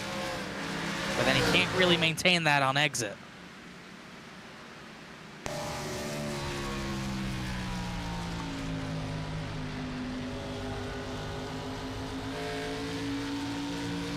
Ooh, close call there on the exit of 1 or 2, rather. The problem, every time Stravado clears the 48, Jeff Wright just says, okay, I'll just aero back you and get you loose and get back to your inside. Just like right there, 33 gets loose, 48 gets the run back to the inside. Stravado's in the wall again. 48 might have enough overlap to make this pass, not quite. Oh, he's really sideways. I think now he's got it. Stravado's going to fight back on the outside? No. Now he's going to arrow back to 48, but he got loose anyways. Those top 2 got away, but Kenny Kibbe still got plenty of time over Bailey Turner. It'll be 7 laps to go, crossing the stripe, 0.7 of a second. Even if Bailey Turner found an extra gear, Kenny Kibbe found one better. I think this is the one for the 14 car. He has 10 top fives in 35 prior starts. Tonight's number 36. And he's certainly never been closer. This is the one. I can feel it. So let's not call it yet. All right, Yeah, we'll Turner call it lost a 6 lot to of- go. How about that? I'll say Turner lost a lot of time that time. I mean, and he'll definitely need the reset. And Turner's in dirty air. He just hasn't had the pace. Chuck Sweeting looking to grab maybe the 4th position here at the end of this thing. Had a really good run out of 2. I think Stravano might have burned up the tires racing with Jeff Wright. Definitely seemed to be the case. And it's been a good night for Sweeting. I mean, this is a race he definitely needed this to happen. He is a SNR playoff driver himself. Not necessarily really in the title fight. Came into tonight minus 38, but still going to be a solid run if he can hold on. Yeah, he's going to gain some spots. He'll probably be in the top 10 in points after this one. Top 10 finish in points never hurt anyone, that's for sure. There's now 4 laps to go. There's Nick Hapiak back in 16th. Remember the caution just prior to this with the 30 car, and this is going to hurt him a little bit in the points. Yeah, you look at the top 5 in points coming in tonight. You got Banks, who's wrecked. Jeff Wright's up there. Jared Shepard's been wrecked. Kenny Kibbe's leading, and Elliott Butler is, I believe, he was in the top 10 for a lot of this race, but now he's fallen back to 17th with a lot of rear end damage from that crash with Joshua Banks and Chad Klinger. The 14 gets around the 54. It's 2 to go. I don't know. I said it before, and I'm going to say it again. This looks like the one for Kenny Kibbe to finally seal the deal.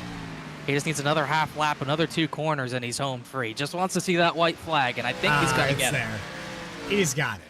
Kenny Kibbe off of turns 3 and 4 to get the white flag. The 14 car with how many top 10s this season? And in all the seasons he's raced, he's been so close. But now it takes chase race 2 of season number 5. The 14 off of 3 and 4 for the final time. Richmond is the place for the first victory in Saturday Night Racing League. Kenny Kibbe is going to get it. What a time to do it, right? When everyone in the playoffs is kind of crumbling around him. And he gets his name right in the middle of things to try to win that title away from everyone else around him. Huge win. And everybody congratulating the 14. It took a long time to get here. 36 starts. And the 14 car getting love from everyone at Saturday Night Racing League. He's going to burn it down on the front stretch.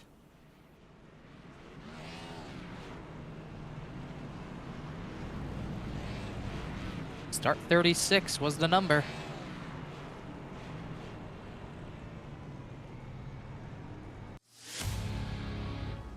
Those race interviews with your top 3. First time winner in Saturday Night Racing League Cup Series.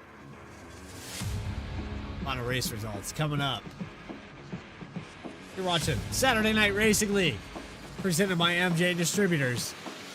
For coverage in just a moment.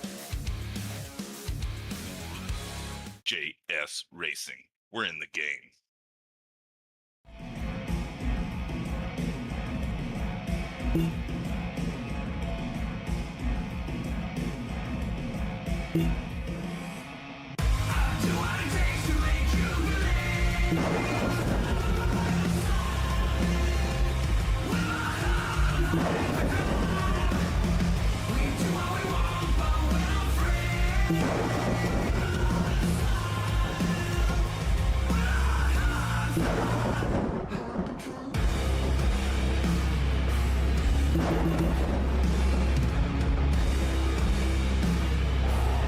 Gentlemen, start your engine!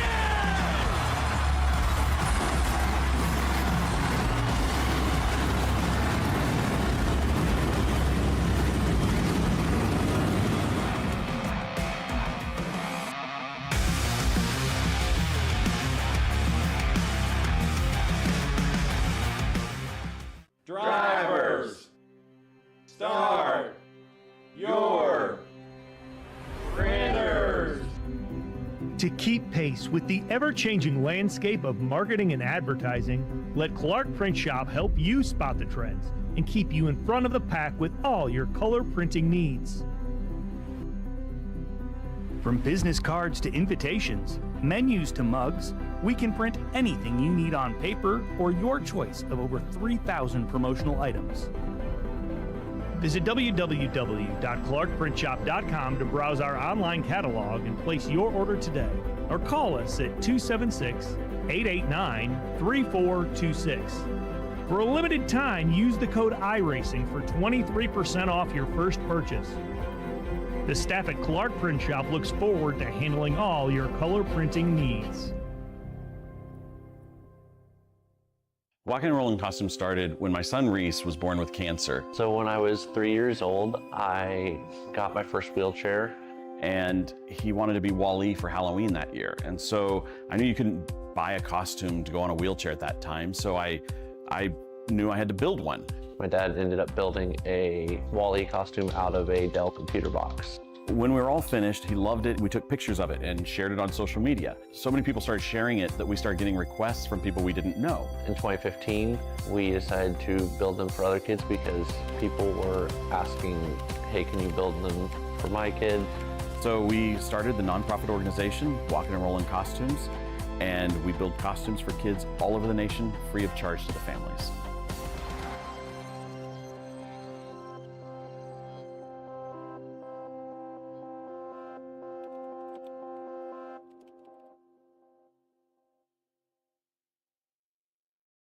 JS Racing. We're in the game.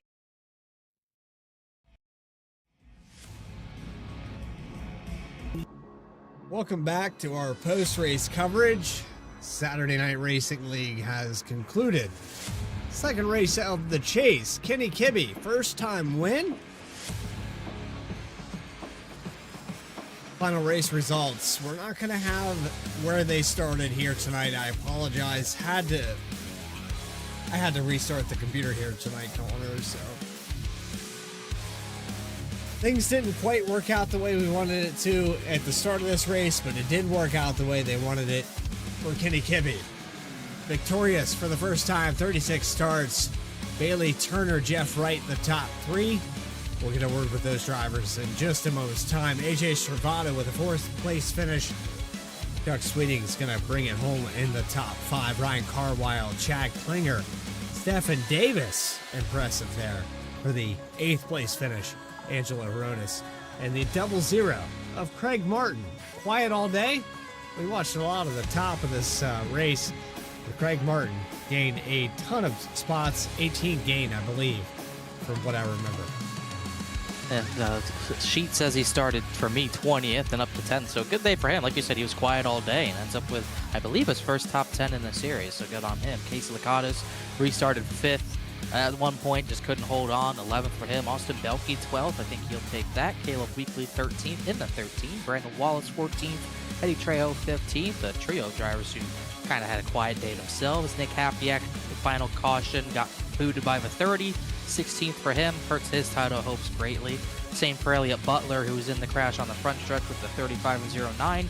17th for him. And another driver. All these drivers back here who were kind of in the title fight, really took a big hit to their hopes tonight. J.R. Shepard, one of the biggest ones, at 18th for him after being in the final caution. Phillip Brewer, 19th, and 2 laps down, 15 of Christopher Hodges, who had a tough day.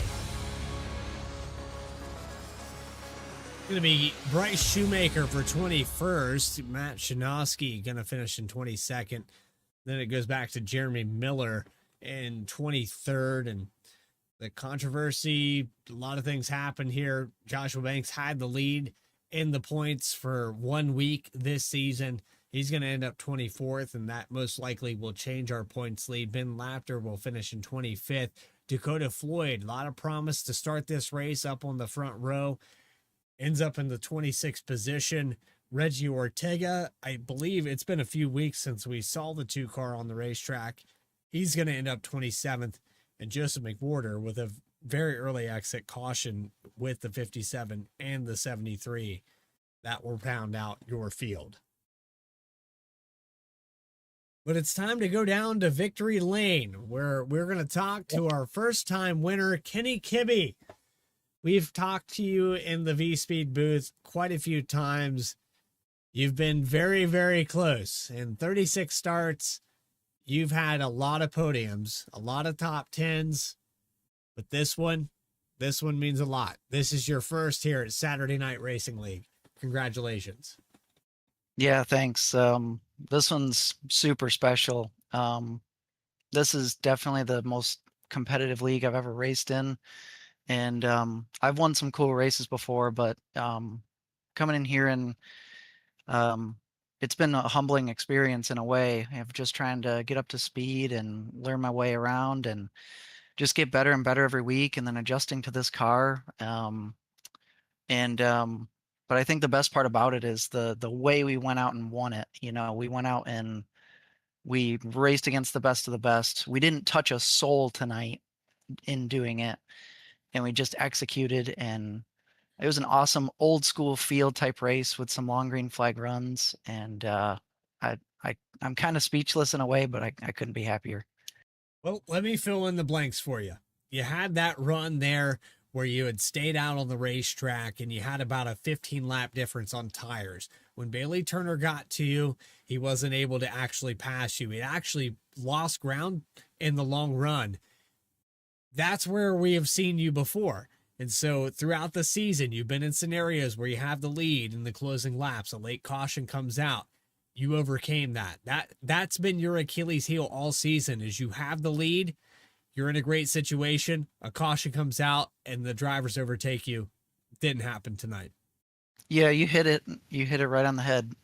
We were great on the long run tonight, but I mean, I was paying attention to like Bailey's lap times when he was leading early in the race, and he was like 0.2 or something better than me until like lap 30 of the run. And then we started to kind of gain some ground. So when that one caution came out where Bailey and AJ pitted, to me, it was no brainer to stay out because I knew I had good long run pace. And once they got through the field, I knew I just had to weather the storm until our tires kind of like equalized.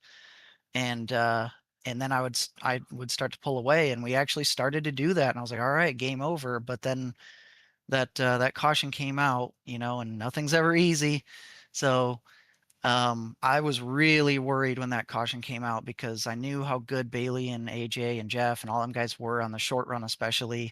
And I knew I could be out front for a little while because I had the advantage on the restart. But I had to drive harder than I had driven all night long, and luckily was able to make it stick. Looking in that mirror, watching those guys fight amongst themselves for that second position had to be a great feeling. Congratulations on the first ever win in Saturday Night Racing League. And it gets even sweeter. It's a Cup Series win in the chase, and you have a yellow spoiler. That's a fantastic drive here at Richmond. Anybody you want to shout out? Yeah, just real quick about the championship. Yeah, it's great that we can peak. We're peaking at the exact right time, I guess. So if we can survive Talladega, then this championship is definitely wide open. Yeah, I just want to give a shout out to everybody at SNR. Both races, I watched the Challenger broadcast. Both races were pretty darn clean tonight, fun to watch. Bailey, Jeff, all them guys up front raced me pretty clean tonight. And shout out to my teammates, Austin, Matt, JR. They're always great to hang out with, and they help me every single week. Shout out to everybody that watches me run these races on Twitch every week.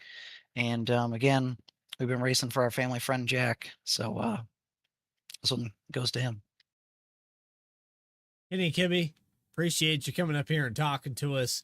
We'll see you in 2 weeks' time. Happy Thanksgiving. And we'll see you on December 6th at Talladega. You betcha. Race winner, first time here in Saturday Night Racing League, Kenny Kibbe in the number 14. Connor Horn has caught up with your second place finisher, Bailey Turner.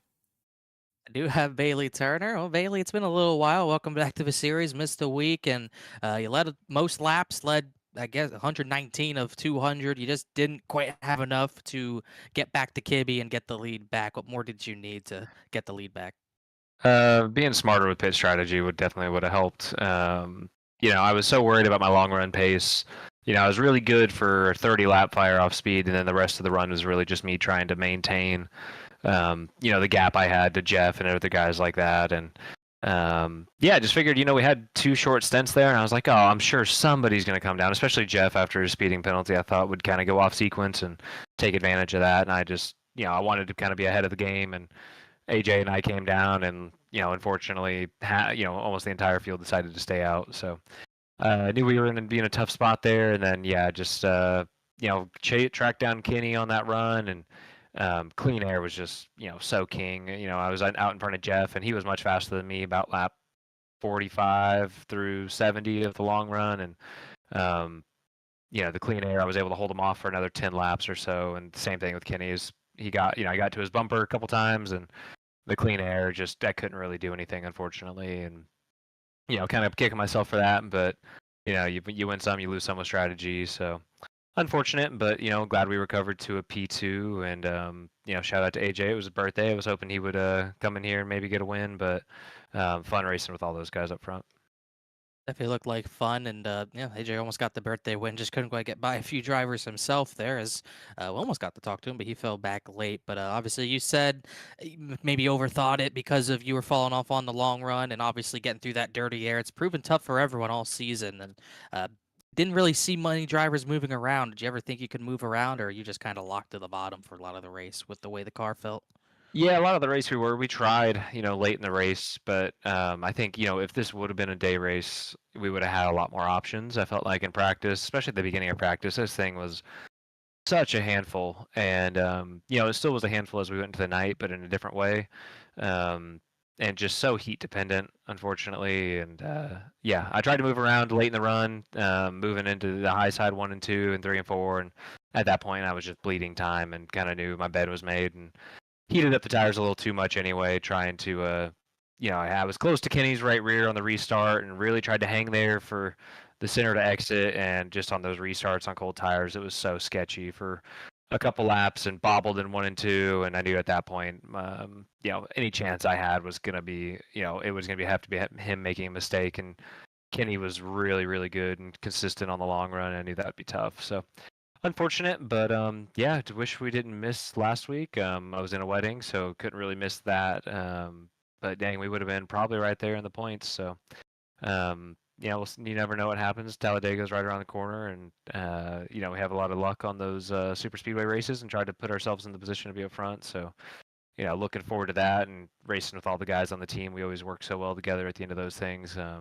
So Talladega's never been the one that really has been, I've gotten the wins at. It's always been Daytona, but maybe we can turn that around next week. I believe you've been close to Talladega a few times, and like you said, maybe title's not in the cards. Minus 46 unofficially. Anything can happen at Talladega. We'll just have to wait and see. You're 13th in points and only minus 46, which is pretty crazy. But congrats on the runner-up on the return.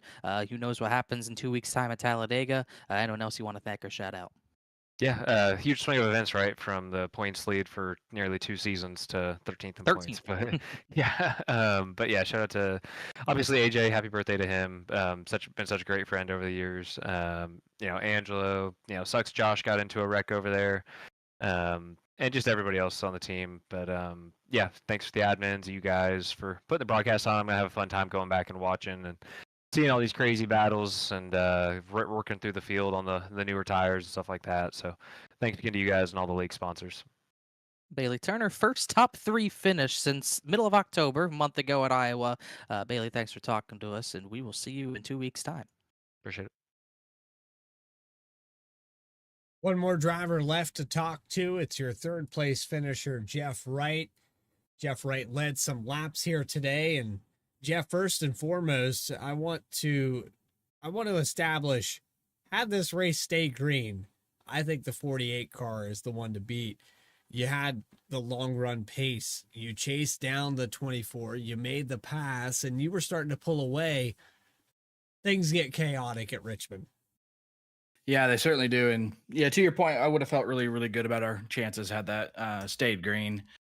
Right as we get the lead away from Bailey after, a 75, 80 lap battle, caution falls, and And Bradley, I will tell you what, I could not believe that I got a speeding penalty. Usually, in iRacing, like when you've pushed it or anything, anything like that, like if you're close. And I felt like I was conservative. I'll have to go back and watch it, but like I've never been assessed a penalty and been like absolutely shocked. So that was devastating. I felt like that was our chance to win right there. Thankfully, through all the chaos tonight, we were able to somehow manage to get a solid finish and not lose too many points to Kenny, who got the win tonight. And big congrats to him, his first SNR Cup Series win. And then, looking at the points, he's just 5 points behind us going to Talladega. So it's going to be a tight battle for sure. But it was a fun race, very difficult to pass. And congrats to Kenny. That's huge for him. I know he's stoked, and it's really anybody's championship now when we go to Talladega. Well, let's be honest, Jeff. It could be anybody's championship regardless. We've had 4 different winners in 4 different seasons. Why would we change the trend now?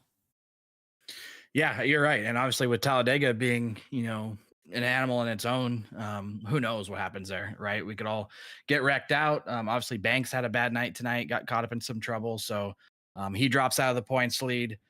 You got, one of the best at super speedway racing and Bailey Turner. So you have to think that he's going to go there and do really well and work really well with his teammates. But yeah, I think, getting through Talladega is going to, we'll have a really good idea on the championship points battle, but for right now it's tight. And yeah, I wouldn't be surprised one bit we get a new winner. It's just, we got to survive Talladega, and the last several seasons, I haven't been able to do that. So, I just got to go there and try to have some luck on my side and try to make the best decisions, strategy wise. And then, also try not to overheat the car and blow up, because we've done that as well too. And, cost ourselves, a lot of points. So we'll see what happens. Looking forward to the off week here. Just a little break, a little reset. I'm sure you guys are too. VSPEED's been killing it all season long, and we appreciate your guys' coverage. You guys do great work. So I think we could all use a nice little break here as we get to Thanksgiving. Well, happy Thanksgiving to you and everyone involved. I know this off week is, like you said, going to be a reset for everybody. Might change the mentality going into these last 3 races with Talladega, Nashville, and drawing a blank here, I think it's Atlanta at the end of the season. But Jeff, maintaining, doing what you need to do, got back to the top 3. Who made it possible here tonight? Yeah, first off, big shout out to Andrew Telganoff. He was up on the box and spotting, doing strategy for me tonight and giving me really good information and, kind of, helping me keep track and trying to stay on my line. So every single lap, if I ever got off a little bit, he was in my ear telling me, hey, you got to get lower, you got to do this. And so it's just, nice to be able to have that, because, man, once you get in a groove at Richmond, like sometimes like you're not even thinking, you're just driving, and, you might be a lane and a half off the bottom and not even know it. So shout out to Andy for sticking with me all tonight. Obviously, all of our partners, sponsors, every single week. And then VSPEED, we mentioned it a little bit earlier, but we'll say it again. You guys are the best in the business, and we're super fortunate to have you guys. So big thanks to you and everybody involved.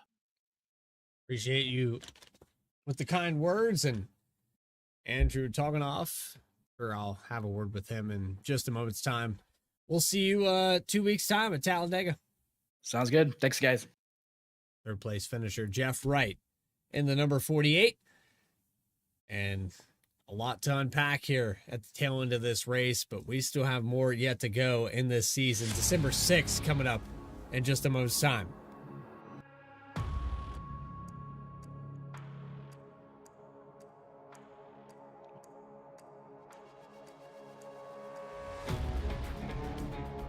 What do you think here? 7:45? Both of them at Talladega this week? A lot of 2 chaos. weeks? Yeah. A lot of chaos. And this is pretty much the race that's going to shape the title fights in both series, especially the main series. I mean, you got Jeff Wright back in the lead, did what he needed to do, didn't win the race, but did just enough, get the lead back and be right there in contention still, and maybe not have to play catch-up at Talladega like we might have anticipated. But on top of all that, new challenger hits the scene. Kenny Kibbe gets his first win. He's, like he said himself, he's peaking at the right time. He's only 5 back of Jeff Wright. And then you got the guys now behind, 3rd on back, who are kind of desperate. Banks, Shepard, Horonis up to 5th in points, Happyack. A lot of drivers just piled on top of each other. From 13th place Bailey Turner up to Angelo Horonis in 5th. It's only a 20-point gap. So anything can happen at Talladega. You could see another new face back in a title fight after Talladega. It's going to be, like I said, it's going to be the race that shapes the final 2 races of the season and shapes the title fight up, so we know who's actually going to be in contention, but we'll have to wait an extra week to find out. Hope you enjoyed tonight's action of the Saturday Night Racing League and both the Challenger and Cup Series. If you did, make sure to hit that subscribe button. You'll never miss a single race.